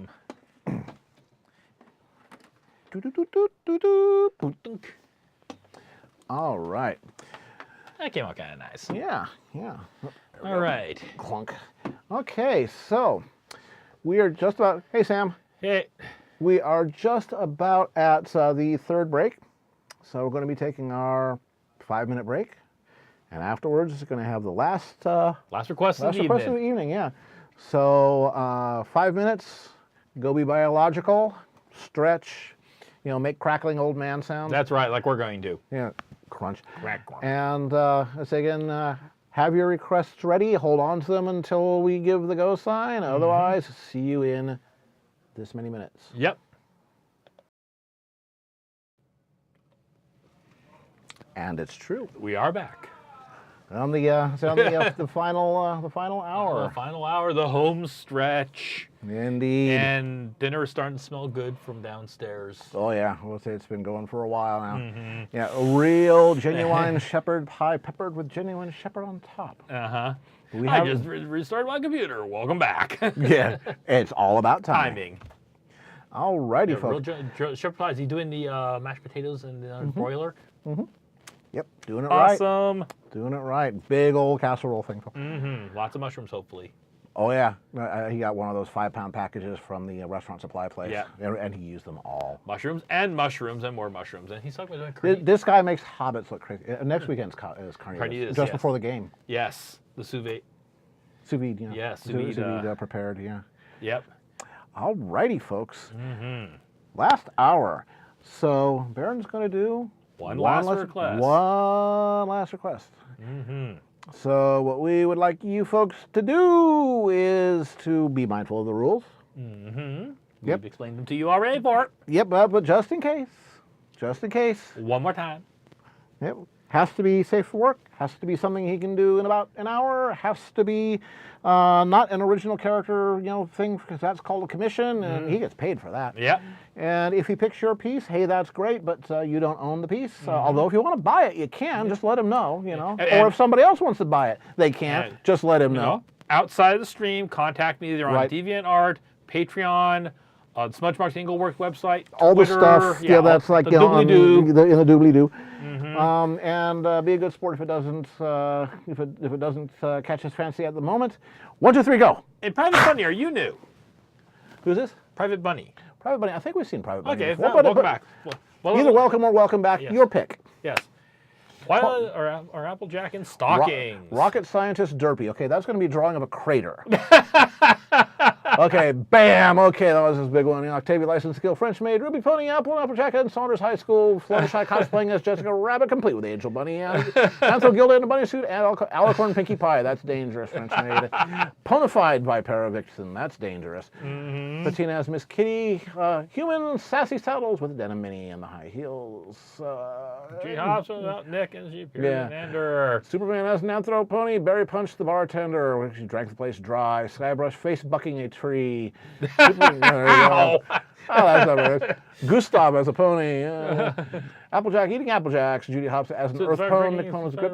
Yeah, we got a lot of. Yeah, I mean, I'm going to get a 5, we get a 5, we get a 5, we get a 7, we get a 7, 7, 7, 7. No, we're not going to make the guy in the back of the Hey, we're not going to make Patina and Alicorn. I'm sorry. I don't want Equestria to collapse in chaos. Yeah, Dusty says Tempest Shadow as a punk rocker guitarist. That sounded like a tickled fancy. That's right up there with French Maid Octavia. Okay, we got 2 of them here now. If we're doing Tempest Shadow as a punk rock guitarist, or we're doing Octavia as a Clear Skies, you've been drinking too much and not sharing. Celestia, Luna, and Twy, and Caden says Hungry Hippos. You've been drinking too much and not sharing. Of course, we've been drinking and not sharing too. Okay, now it's a question. Is it going to be Pony or Anthro for those 2? Tempest! we have Anthro Tempest or Anthro Octavia. Both in the same picture. What did Patina do to earn her spanking? Oh, Celestia and Patina. She's probably messing with Pony's dreams, say, without a license. Anthro. Okay, that sounds pretty... Okay, we're going to Anthro. Okay. Okay. This is what I had. D6 right now. Do I have my D20? Okay. I do not have my D20 with me. Oh. It sucks. All right. Both have potential. I've done an awful lot of Octavia, but I haven't done that much Tempest, so I'm gonna go for Punk Anthro Tempest. I think we can make this work. All right. All right, so you're gonna do Punky Guitar-y. Punky Guitar, yes. Why not both? Because I don't have enough time, Clear Skies. I'm not that good. Yeah. Yeah, I will talk to you about my challenge, later on. Mm-hmm. We'll see just how good you are one of these days. All right. Yeah. Tempest on bass. Yeah. Besides, don't worry, Octavia. Octavia will be appearing on French Maid. That's our reason why. Is I'm planning on doing a French Maid series anyways, and Octavia is like number 1, first on the list. Okay, now I need a little bit of my ref.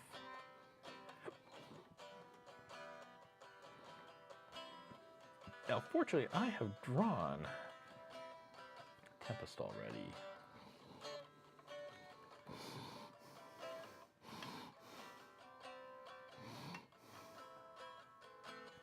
Boop, boop, boop, boop, boop, boop, boop. Oh. That they make H-bombs with? No, that's just, you know, good old-fashioned hydrogen. You know, and some deuterium, and you know, maybe some tritium, and a neutron reflector, and you know, a little bit of U-235 between friends. Just You a know, fasting from required to a couple of teaspoons of salt. H2O3, hydrogen perperoxide. Yeah, we charge perperoxide. That scientist gets charged triple.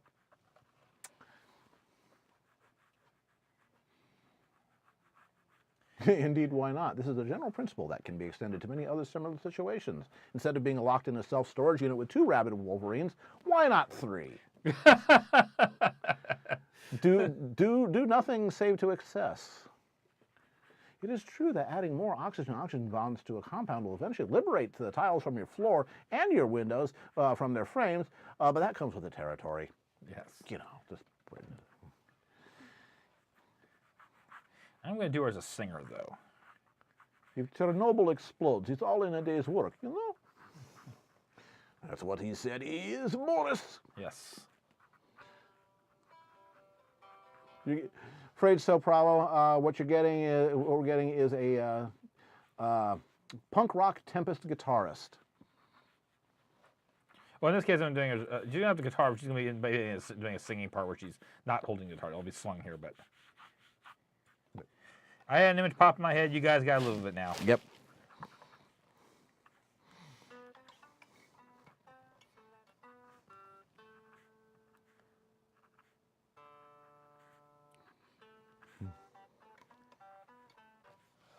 I will be mean to you guys later. No, I won't. Be mean to you now.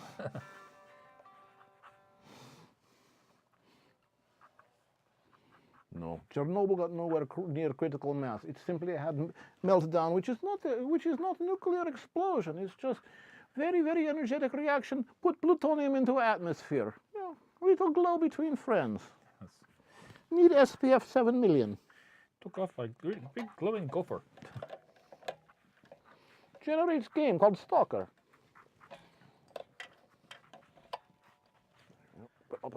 Click. Yeah, I saw Boris's Boris. Chernobyl taxi. Yep. Make your ultimate Chernobyl taxi. Oh, he finally got his acknowledgement from YouTube on 1 million. Yeah. Yeah, he got the gold, you know, YouTube button. Yeah. No ad revenue, but yeah, you know, I was gonna say it's like I think I'd rather have the revenue over the button. Yeah, radiation. It's not really toxic. It just makes your cells stop being cells. Yeah. I hear banjos.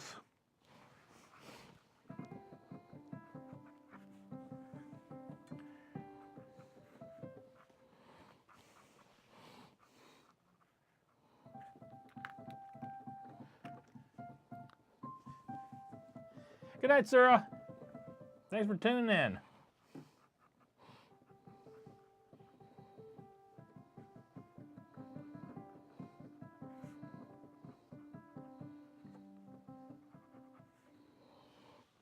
Yes, that the challenge bluegrass style.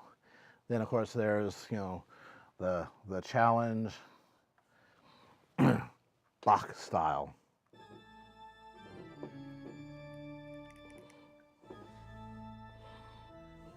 No, we actually Toxic has not shown up, Colonel. Not yet. He should be due shortly. Of course, he has to commute through some bad weather. Right. He lives in Buffalo. Ugh.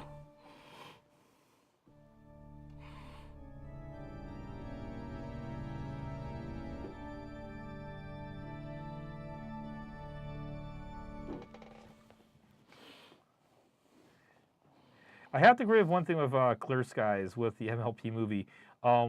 Tempest really did show off that at least Storm King had a really, really good dental plan. Because, man, do you see her teeth a lot. Yep. Yep. The opponents showing each other their lower teeth since Generation 5. Yeah. Yeah. That's a very emblemation. Yeah. Or excuse me, DreamWorks trait. So I got to wonder if they got a bunch of people from DreamWorks. It's kind of like Don Bluth is all about flappy lower lips and giant chins. You know, as I say in DreamWorks, you get to see lower teeth. Yeah. I mean, they made it work with the character, but after Clear Sky said that, I went, yeah, you're right. And I went through and I looked at a whole bunch. It's like, yeah, you see her teeth an awful lot. Yeah, it's just part of the look. Did they go a bit too far? Who knows?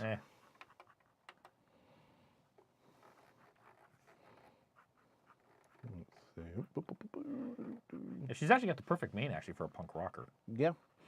Yeah, so the name of the band, you know, Broken Horn. Yeah.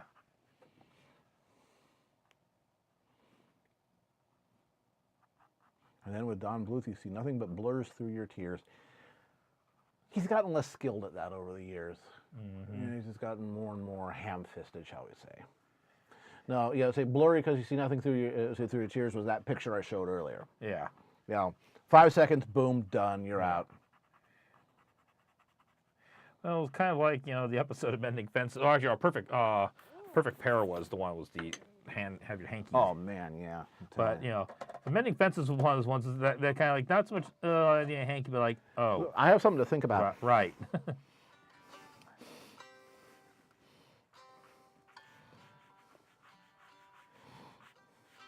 Okay, here's the $10,000 question. What type of guitar does Tempest play?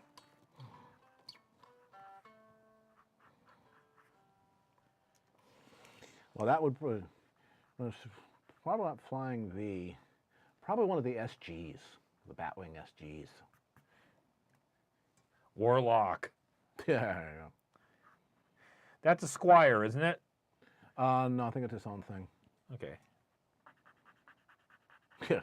No, quad bass, custom made in the shape of an axe.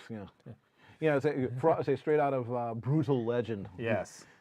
What a game! My wife loved playing that,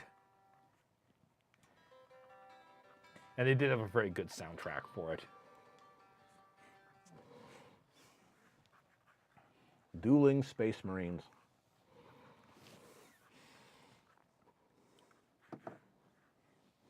What I need to do is actually need to switch galleries here. Go to my... An axe in the shape of an axe. Oh, yeah, it's been done quite a few times.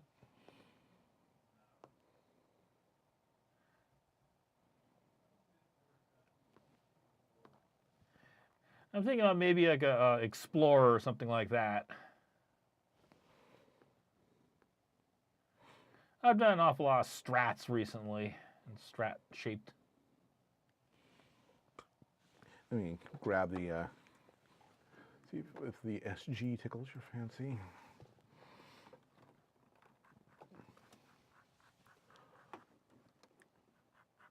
Yeah, this is the basic SG shape. Yeah.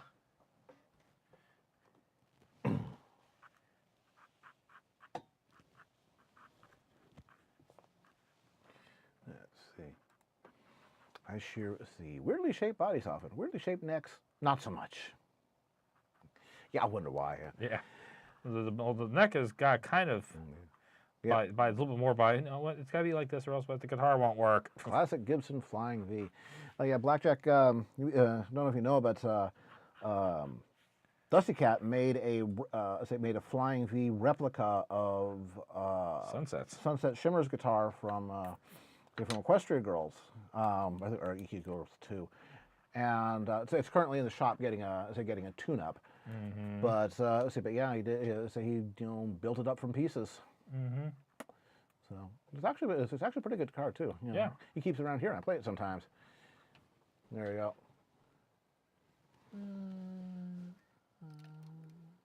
Maybe. I was thinking about maybe a Gibson Explorer too. Just because it's a guitar shape I haven't done yet. I'm poking your head. and it's kind of edgy and spiky looking, kind of like her. I'm pinching your head. Pinching my head. Hi, guys. Little pinch. Yeah. Sorry, Toph. Someday. Uh-huh. I just have to discover. I just have to discover the right concoction to ply him with. This is the guitar. Yeah, it doesn't go down to the spike one on the bottom there. We got the word light thing. I can work with that. Yeah, because this is actually that's the What's that called? that's an ESP headfield. ESP. Okay, ESP Headfield. Okay. Now I know what I'm looking for. Oh, that's Hetfield from Metallica? Mm-hmm. Yeah. Everybody knows that Dusty was in a Metallica video, right? Yes. Yeah. Okay. Wait a minute. Yeah. Tape. Hey, it pops up right away. You start typing ESP het. Bang. Okay. So that one right there. Yep. It looks like an Explorer, but it's a little different. Right. Yeah. A little bit different build. Okay. That's got a nice edgy look to it. Yep.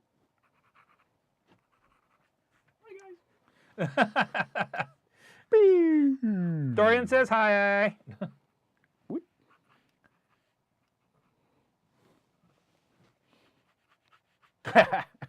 What's that? So, Dusty, we have a request to show off your your RD tat. Unfortunately, it's drying at the moment, isn't it? Yeah. Your RD tat's drying, isn't it? My tat? Oh no! Oh, tattoo. Okay, sorry. Let me switch over here to 1, 2, 3. Boom. There you go. And there's you guys. Yes, all of you. Poke.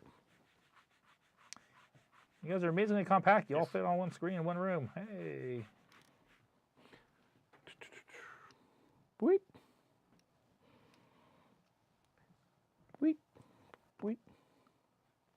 There you go. Gnarly. Yeah, Millennium Falcon guitar. There you go. I think someone's actually done that. Oh yeah, I'm sure. I mean, it's a shape that lends itself to that. Yeah. They did as a double neck. Yeah. I think you want just maybe a little bit more sweep back on the upper back part of the guitar, but. No, you got here. Yeah, that line. Yeah, that line right there. Make it more pointy. Make it so you can stab somebody with it. It's like a real bad lax where it's like, okay, there's not much really whole lot of edge to this, but man, don't worry, it's gonna be breaking bones and cleaving anyway. There you go. There we go. Well, it's like Dusty's character's fiddle in the D&D game, carved out of a single piece of wood. Yeah. Or at least the main body, with a shell 1/2 inch thick. Yeah. Bong. So yeah, you can go all El Kabong Babalooey with it. Here, now they put the other right there. Okay. Where they put the air sling strap on that thing.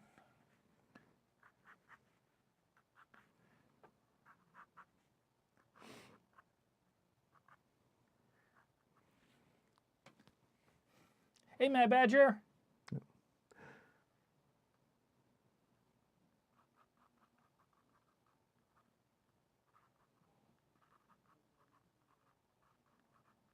Aluminum falcons are birds that are easy to sell for cash at scrap metal shops. No worries, Mad. No worries. Actually, it reminds me it's time for me to take a real quick pass through. Hey, Toxic's here. Hey, Yay! Toxic. Toxic's arrived.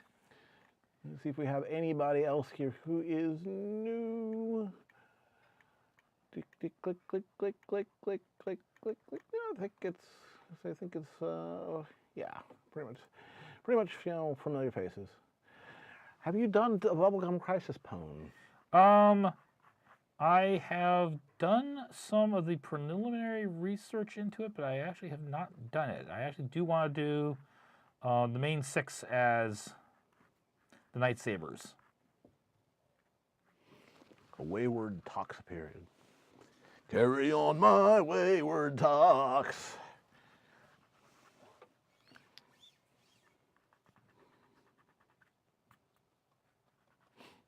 So, just how cold is it back there, Toxic? Yeah. Tell us.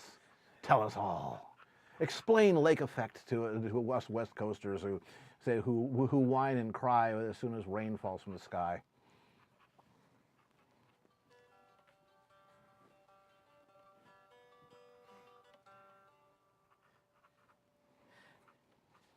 More up to speed. Well, we had some problems earlier tonight. I think Picardo, they were having some issues for some people, so probably one of their Servers? well, not the servers, it's Hubs? something called peering. Peering. Basically, they have several different outgoing connections into major internet backbone providers like Level 3 and Verizon and stuff like that. People who do the backbone rather than last mile.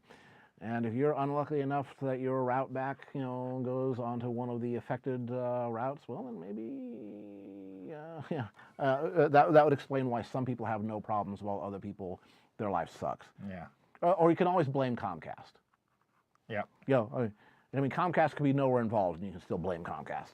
It's a rule. In the 40s, well, geez, that's... Oh, man, toxic. It's colder than that here. We were hearing those horror stories from a couple of weeks ago where it was like,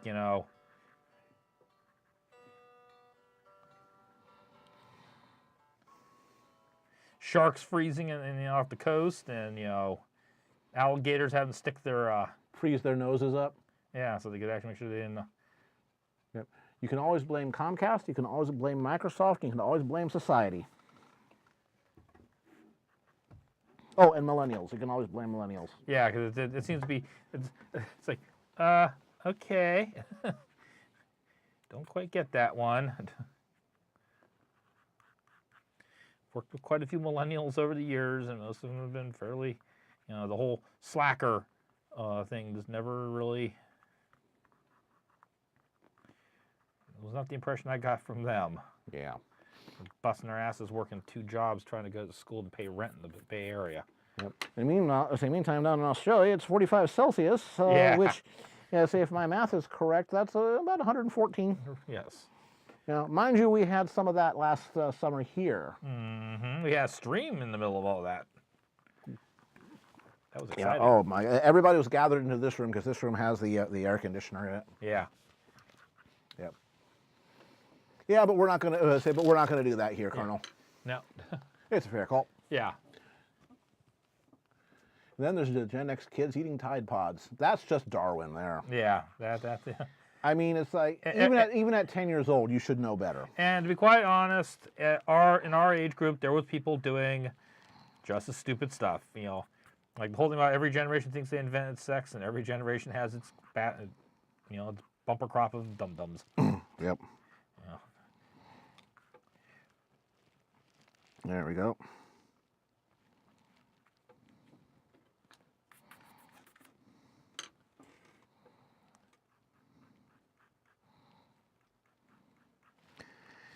A little picture that I took. There we go. From from inside my car, sitting at a stoplight back in September.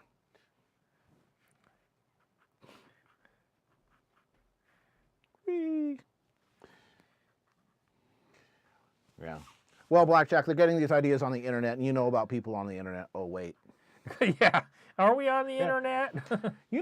People also you guys also have people freaking out about D&D turning kids into Satanists. That did not happen in my case. No, we're all fine. We're good. Oh, the Horned Lord has said it is not to be so. Yeah. No central AC? No. This house was built in 1974 and never retrofitted. We do have a very good central fan that could, Cato would put it, suck somebody into an engine. It's absolutely awesome. It can change the air in the house in under 5 minutes. Sometimes in the summer streams, you'll hear it thrumming in the background like being in engineering on Star Trek Next Gen. Yeah. But if things work out, say for me at work, I may just get a quieter air conditioning system for this room. You can see right over here, that thing right there, that's that's a portable air conditioner, but it's kind of noisy. Again, let's say some days we actually have to run it in summer, and you guys can hear it in the background, but we want that to go away. Part of the just making it every stream a little bit better experience for our people who tune in. Because I mean, you guys are taking time out of your Saturday night to sit around and listen to two old guys talk, drink liquor, and draw. And occasionally play musical instruments. Mama always said life is like a box of rockets. You never know if you're going to get a dud. Speaking of people with musical instruments, I need to see if George Rivera does want to be on our stream this year. If he does, have him bring his guitar over. He knows how to play. Yep. And Toxic is off and running. First thing this came up at work, which is the best fast food place? Five Guys. I'd have to second that. They don't have the broadest menu. They don't have the most, possible toppings you can get on your burger, but they're like that guy in the neighborhood who always has the barbecues and makes the awesome burgers and dogs and great fries. They have incredible fries. I understand their milkshakes are pretty good too, but I haven't had one of theirs yet. Yep. No, you go there. You go there for the bacon cheeseburgers. Yep, with mushrooms. Oh, absolutely. Grilled onions. Yep. Pickles. Mayo, and A1 steak sauce. That's my usual default. Yep. But the best fast food breakfast is still the McDonald's. They say still McDonald's sausage egg McMuffin. Yeah, I gotta hand it to McDonald's. They got their breakfast menu down pat. One of the things Catspaw got me for Christmas, he got me some egg rings. And so I've been experimenting with effectively making my own egg McMuffins. The trick is just getting it, I'm trying to get it so that the egg is cooked just right, so the yolk isn't too super runny. At the moment, they're quite tasty, but boy, man, you bite into it and the yolk goes there. It's like having the fried egg on top of your burger. Good night, Cato. Glad you could join us. Yeah, I have not had Whataburger. Actually, they're coming to Bay Area pretty soon. Yeah. Although I got to tell you, the best hamburgers I found is not from a fast food joint. It is, so it is from a little tiny cafe. It's a cafe in the middle of a ranch in Central California that you only get to by 1.5 lane roads with no center stripe. It's called the Parkfield Cafe. They do the whole free range grass-fed beef thing. So the mussels that you're eating were actually used for real work, and you can totally taste the difference. Yeah. And they cook it perfectly. Yeah. I want to go tomorrow. I don't care if it's going to rain like hell. I want to go tomorrow. You want a burger tomorrow, Barron? I'm busy tomorrow. Oh, hell do you then? Yeah. Maybe I'll drag Dave. Yeah. He hasn't been there. Yeah. Yeah. It'll be a rainy trip, but we can take the road that isn't made of mud. Yes. Yeah. Our trip down to EQLA, it's like pavement ends. Like, oh, this is going to get interesting. Yeah. Now, there's actually quite a few good burger joints locally. I mean, we've got The Habit, which is good. I mean, Mike the Microphone, that's his religion. There's a place called The Counter that makes, you can choose the meat, and they have, et cetera, if you want bison, if you want ostrich, whatever, exotic meats there. But the big thing is they make their own custom sauces and aiolis, but they're really, really, really expensive. Yeah. Don't they make poutine too? Yeah, they make poutines. Yeah, poutines. And you can get your fries if you want cooked in a goose fat, which is amazing, apparently. Oh, yeah. Yeah, duck fat fries. Yeah. Yeah. Good night, Sirius. Glad you could join us. Yeah. And again, In-N-Out, they're not bad. Yep. Again, the big thing about In-N-Out is everything's fresh and made to order, and that matters. But, again, the burgers at the Parkfield Cafe, I am ruined for life. Yeah. Barron and I discovered that place. We were on our way down to Equestria, LA, and we decided to take back roads. The back roads. The back road. Yeah, and we discovered that the one that I looked on Google Maps and Google Street View a couple of times because that's a really squiggly line, and where I looked, there was pavement. Yeah. We got up to the mountain pass, and there was no pavement. And we're in a Mustang. Mustang with 275s in the back. So we'll take this one nice and slow because the rear end was very squirmy. But the reward was Awesome burger. The best hamburger I have had in my life. Yep. And we were the only people in that place. Yeah. So when you go in and get burger there, they'll come out, they'll talk to you because they can give you all the service they want. Exactly. So Parkfield's actually famous for being the earthquake capital of the world. It's right on the San Andreas Fault, and at that particular place, San Andreas Fault is also fairly shallow, so the U.S. Geological Service has instrumented the hell out of it. Yep. You know, it's like being into hurricanes and going to Miami. You know, so, and that was my interest. It's like, I'd like to see Parkfield because I'm a geology weenie. Mm-hmm. You know, unlike weather weenies, I mean, you know about those guys. Yeah. What do you think about weather weenies, Toxic? Yeah. But yeah, that was a very pleasant surprise, and you know, oh my God. I also have to say I have had surprisingly good veggie burgers now. Of course, the ones are usually the ones that are handmade, and the one I had one time was actually a black bean patty. That, I mean, it didn't taste like a hamburger, but boy, it tastes good. It's its own thing, yeah. Yeah. Actually, that's one thing when we were up for BabsCon this last year. The restaurant at the hotel up there served a very good veggie patty. It's like, wow, this is actually really, I mean, this is just good on its own merit. So now Toxic wants to know if we could be on any game show knowing that we'd be good on it, what would it be? Well, Who Wants to Be a Millionaire, of course. Though I actually think I do fairly well because I am full of, among other things, trivia. Yep. So. Don't know which show. There was one actually. There was one that they had. Here they go. In the 1980s, which was like a drawing. It was kind of like, Pictionary, a game show. I could probably do pretty good at that, I imagine. Oh, there you go. Takashi's Castle, a.k.a. Most Extreme Elimination Challenge. No. Well, again, you've already broken bones, so yeah. Is it true that the Ford Mustang is exceptionally prone to fishtailing? No, it is true that Ford Mustang drivers are often extremely prone to fishtailing. The reason is that it's the cheapest, muscle car V8 that you can buy. So you can get a 460 horsepower V8 for about $37,000. And you get people buying their first new car who have never driven anything other than front-wheel drive, 100 horsepower econoboxes. They get in the thing and step on it to do a burnout on the way out of the dealership and wrap it around the telephone pole. Actually, it's not the car; it's the people. Yeah. Actually, answer a question for Kit Kat. I have done adult material in the past. I've actually got a couple of commissions right now that would be considered just basically flat out adult.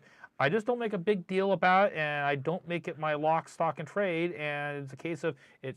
I will take a job occasionally if it tickles my fancy, but it's something that usually I only take jobs like that with clients I've worked with before. So it's like, okay, I've worked with you for a little while. That's cool.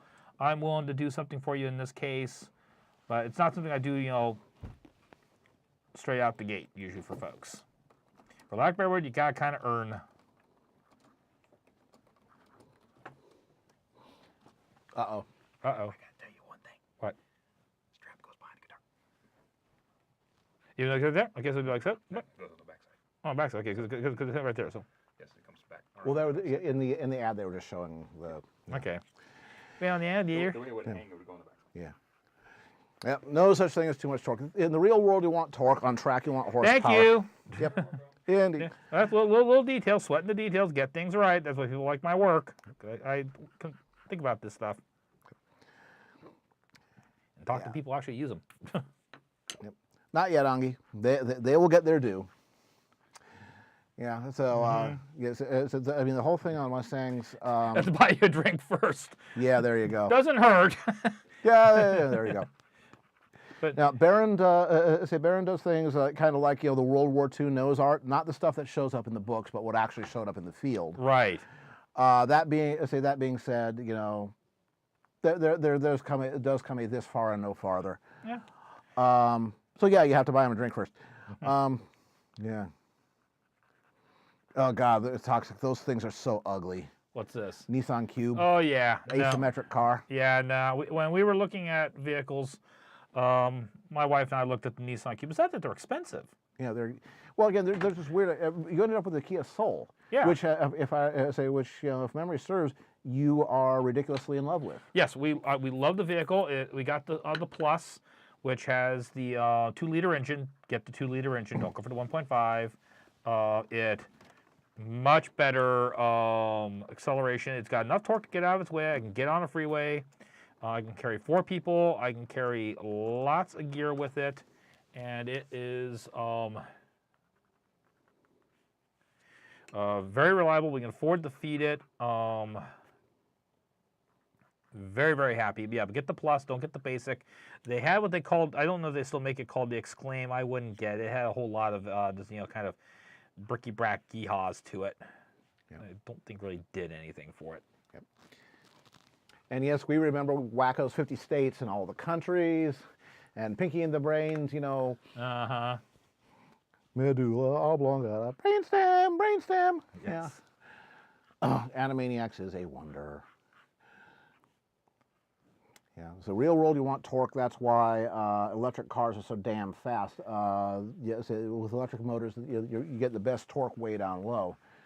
That's why a Tesla will do 0 to in ludicrous mode will do 0 to 60 is a 2.6, 2.7, but run out of breath at 130, 140. Right. Well, it's like I believe it was last year. Pikes Peak was won by an electric car, and one of the advantages of it is that even as you're using up your fuel, you're not changing the weight of the vehicle, so your suspension setup isn't.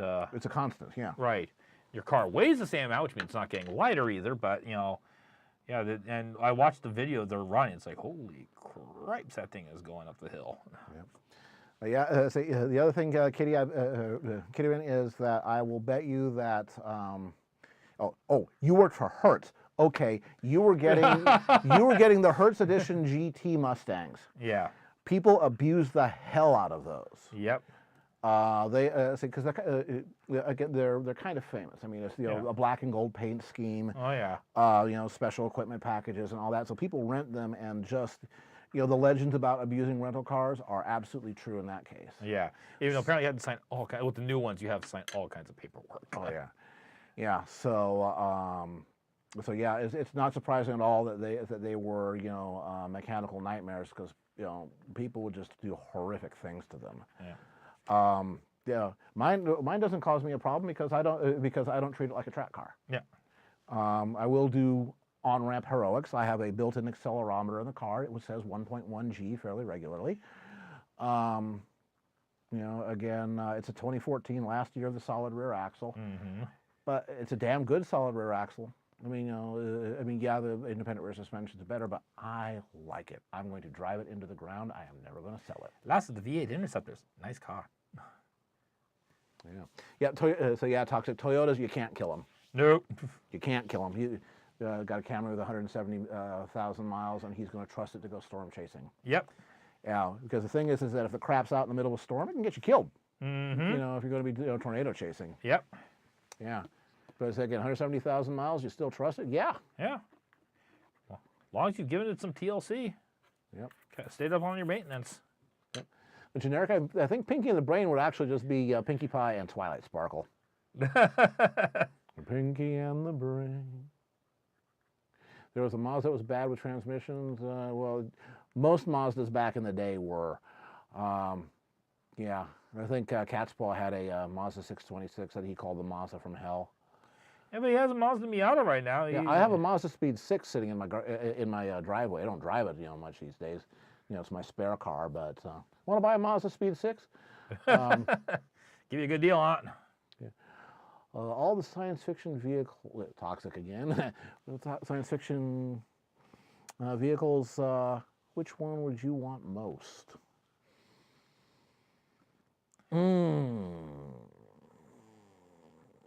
I want a Tachikomo.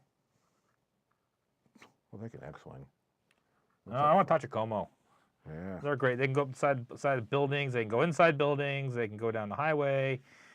You'd have a squeaky nerd friend for your vehicle. There you go, Andy Carrot. You can put a Toyota on top of a building, demolish the building, Toyota will still start. Yeah. Yeah, Top Gear tried. They drove it into the ocean. It still went. Yeah. They're like the Energizer Bunny. Yeah, they got a Hilux truck, if I remember correctly. They have a thing on top of plinth that they go out and start every year. Yeah. Apparently, Larsus's Goldfish drives a Mazda RX-7 LS conversion.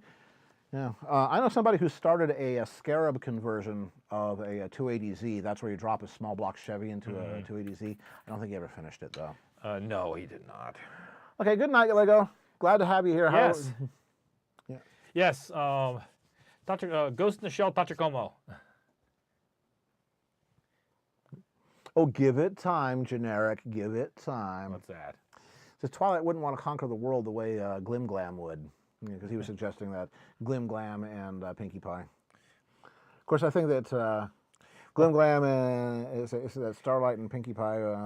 Starlight would eventually just like drop a brick on her or something. No, see, well, Twilight wouldn't conquer the world because she wanted to conquer it. She'd want to save it to protect it because, well, oh my gosh, there's all these things that ponies are doing, and it's not safe, and they're not chewing their food enough, and she gets just a skosh bit OCD at times.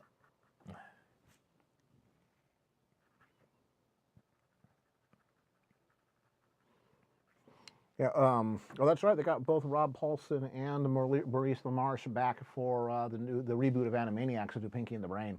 Cool.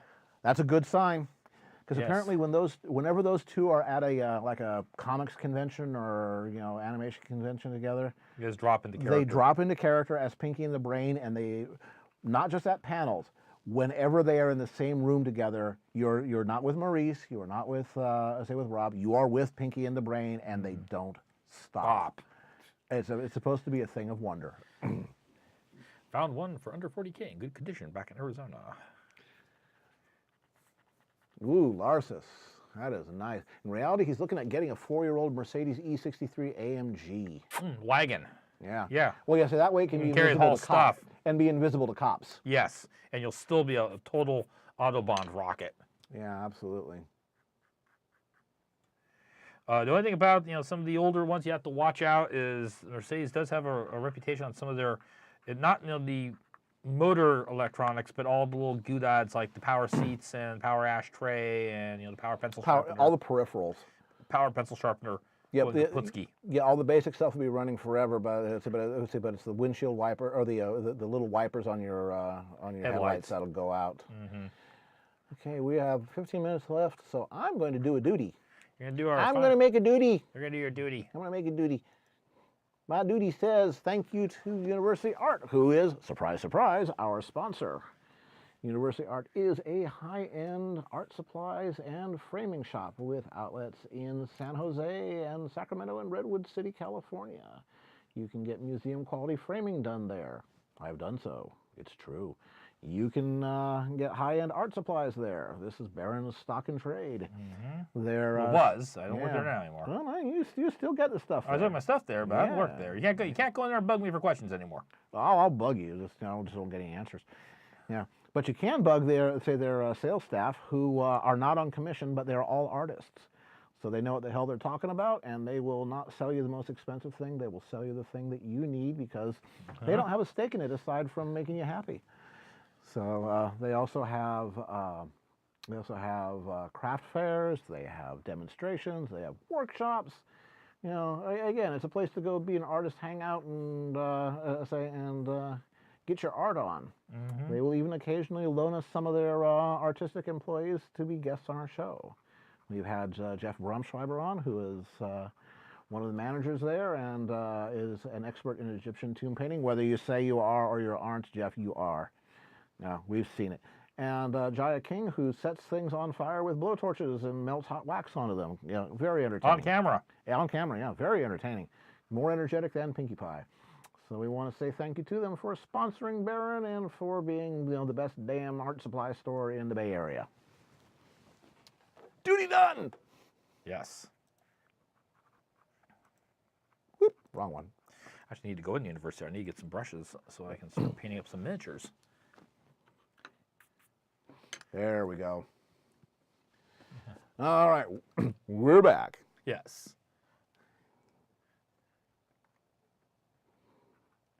I'm glad you enjoyed, Mad. Yeah. Show us the map. Show us the map. Okay, fine. We'll give you them a little bit more map. Wait. Yeah, that is a sample of where the D&D group that Baron and Cat's Paw and Dusty and a couple of other folks are at. Actually, right now they're kind of sort of not in the world. Yeah, I was gonna say, are we off the map? Yeah, you are embedded in the paper in the map. Okay. Yeah. So yeah, that's just a sort of a little sampley thing. Wheat. And hopefully we'll be doing that next Saturday. Yeah. And Toxic says, what type of customized car would you consider to be your dream custom car if you can afford it? I'm driving it. I'm driving it right now. The only thing I'd add to it is a supercharger and somebody else's wallet to pay for the gas. You know, And the tires. Yeah, well, no, the tires. Yeah, there you go. Now, now I'm ridiculously happy with my car. You know, yeah, there are nicer cars, etc., but I don't want them. I've got what I want. So. Now, the one I am kind of curious about, if we actually bring it out, they've been kind of doing this temp. Yep. Chevrolet has the Sonic, Yep. which is their kind of little compact. They have apparently experimented putting the 2.6 liter turbocharged engine from the Chevy Cruze. Oh, so they're going all A-barth on it. Right. So basically a rocket-powered roller skate. Exactly. Perfect. Yeah, with lots of handling, lots of suspension. Yep. Generic. The word care in Gaelic means fortress or castle or rocky prominence. You know, it's a strong point.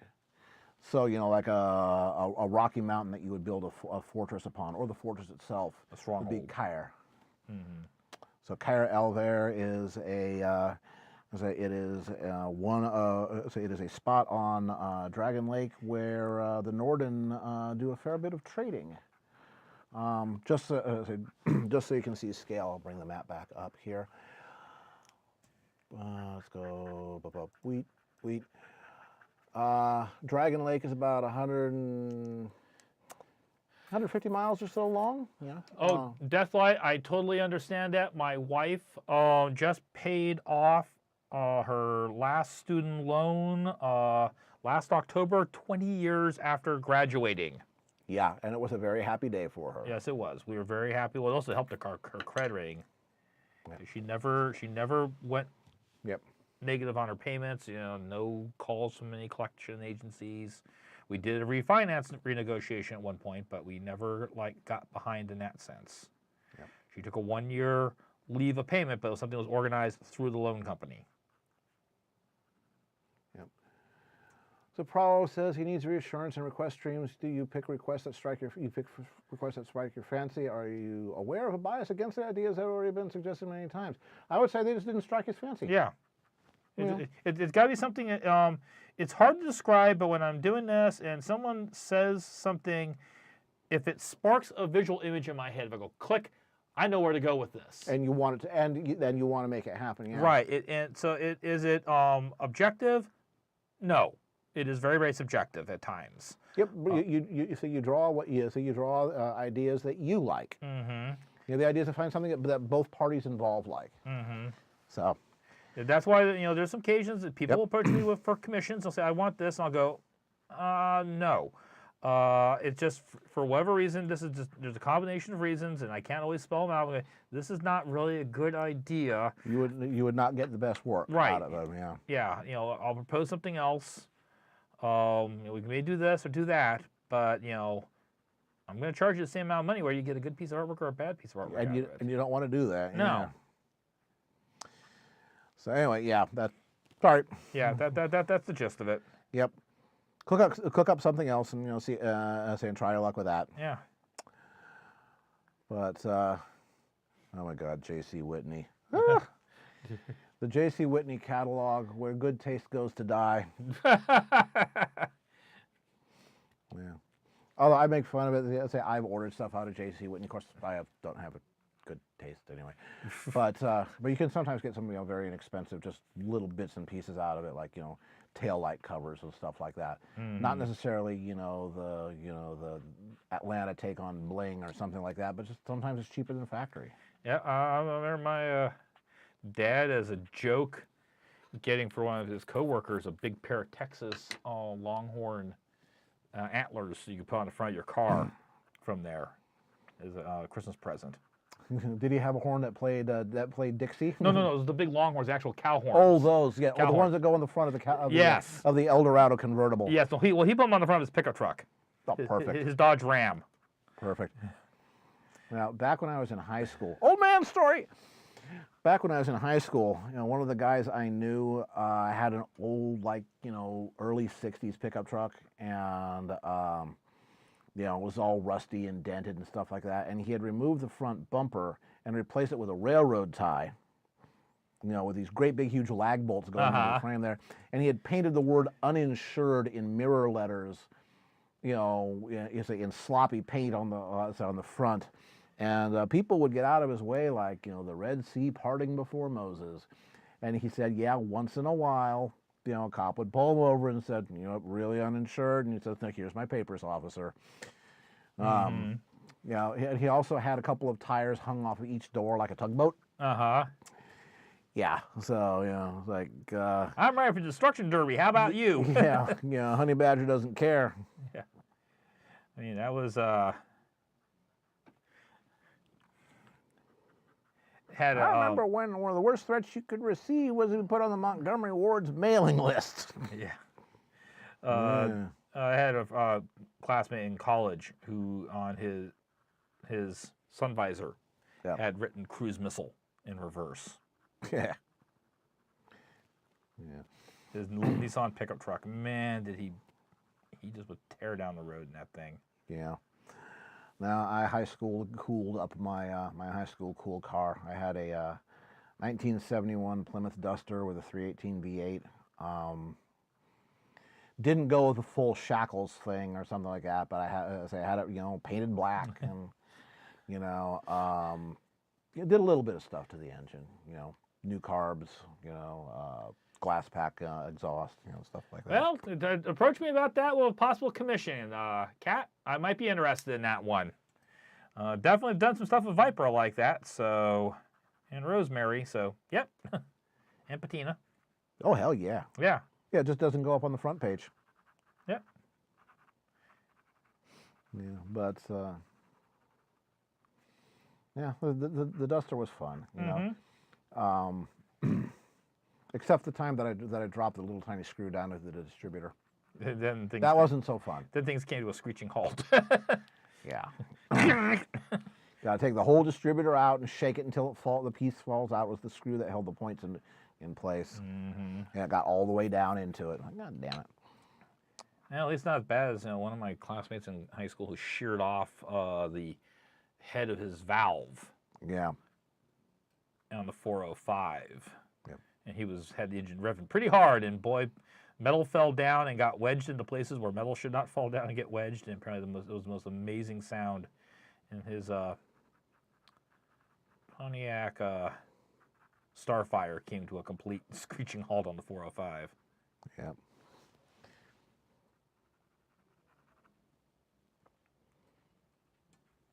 I wasn't in the car, so fortunately I didn't have to walk back. Okay, it's 9:27. Why don't we switch cameras? That's fine. Yep, just about. And click out, just send them an email. Yeah.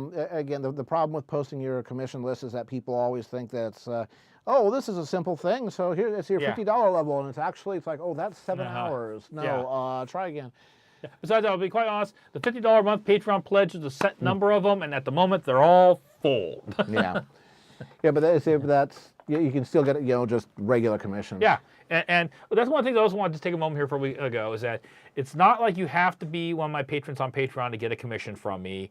If you approach me with a commission, I'll be interested. Now, like I said, at the moment for the next couple of weeks, my docket is closed because I'm trying to clear some stuff out, get some things out of the way so I can get on to taking in new work. Yeah, I mean, I've got one that's stacked up, that's going to take some hours, and he's got other people doing the same thing. Yeah, toxic food is a shepherd's pie. Yeah, a proper shepherd's pie. Peppered with genuine shepherd on top. Yes, so my thing is contact me. Even if it's a case of, okay, I won't take your commission now, but I can kind of keep you in, the mindset. And when, if you're following me like on DeviantArt or something, or on Twitter, I'll make the announcement, say, hey, I've opened my dockets up. Yeah. Alrighty, folks. So I think then that's gonna bring it to a close. Again, we're on the regular schedule. So in 2 weeks is the next show. Because next Saturday is our D&D game. That's right. So I'm gonna try and kill them some more. Yeah. So hopefully I'll be here to be able to do it, and the week after that. But yeah, I want to take a moment to thank all my commissioners, or not commissioners, well, yay, and all my patrons on. That's right, Auntie. Perfect. Yeah. DDoS in 2 weeks. All my patrons on Patreon, you guys. I say it every week, but it's true. I couldn't have done what I did in 2015 and head out and actually be a full-time artist without that support, especially those first couple of years where I was really, really struggling to pay the bills. It still is a very, very important, thing. Toxic, you're evil. Yeah, but it's a very important thing for me. It helps even out the bills. I know I have this much revenue coming in every month, so I know like the first month I get rent's covered. Cool.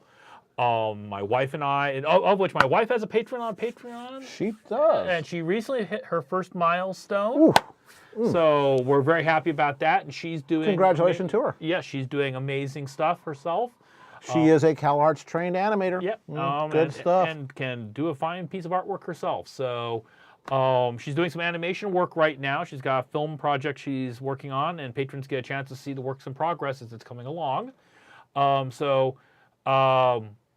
If you've enjoyed this tonight and you said, hey, this would be kind of cool, even $1 a month can make a real big difference. If everybody on DeviantArt gave me $1 a month, I'd be doing pretty good. And Lars, your goldfish is evil too. Yes. Alrighty, folks. So again, and also I want to say thank you and welcome to all the new people, to all the new folks here. Again, it's a great. It's great having folks there. Tell your friends, bring it in. I want to see if we can bust 100 users in the chat. Maybe we'll make something special happen. Oh, if we get 100 people in the chat, we'll do something. All right. All right, folks. Catch you all later. Anybody that has business with Baron, send them emails and stuff. Checking the doobly-doo. Good night. We're out.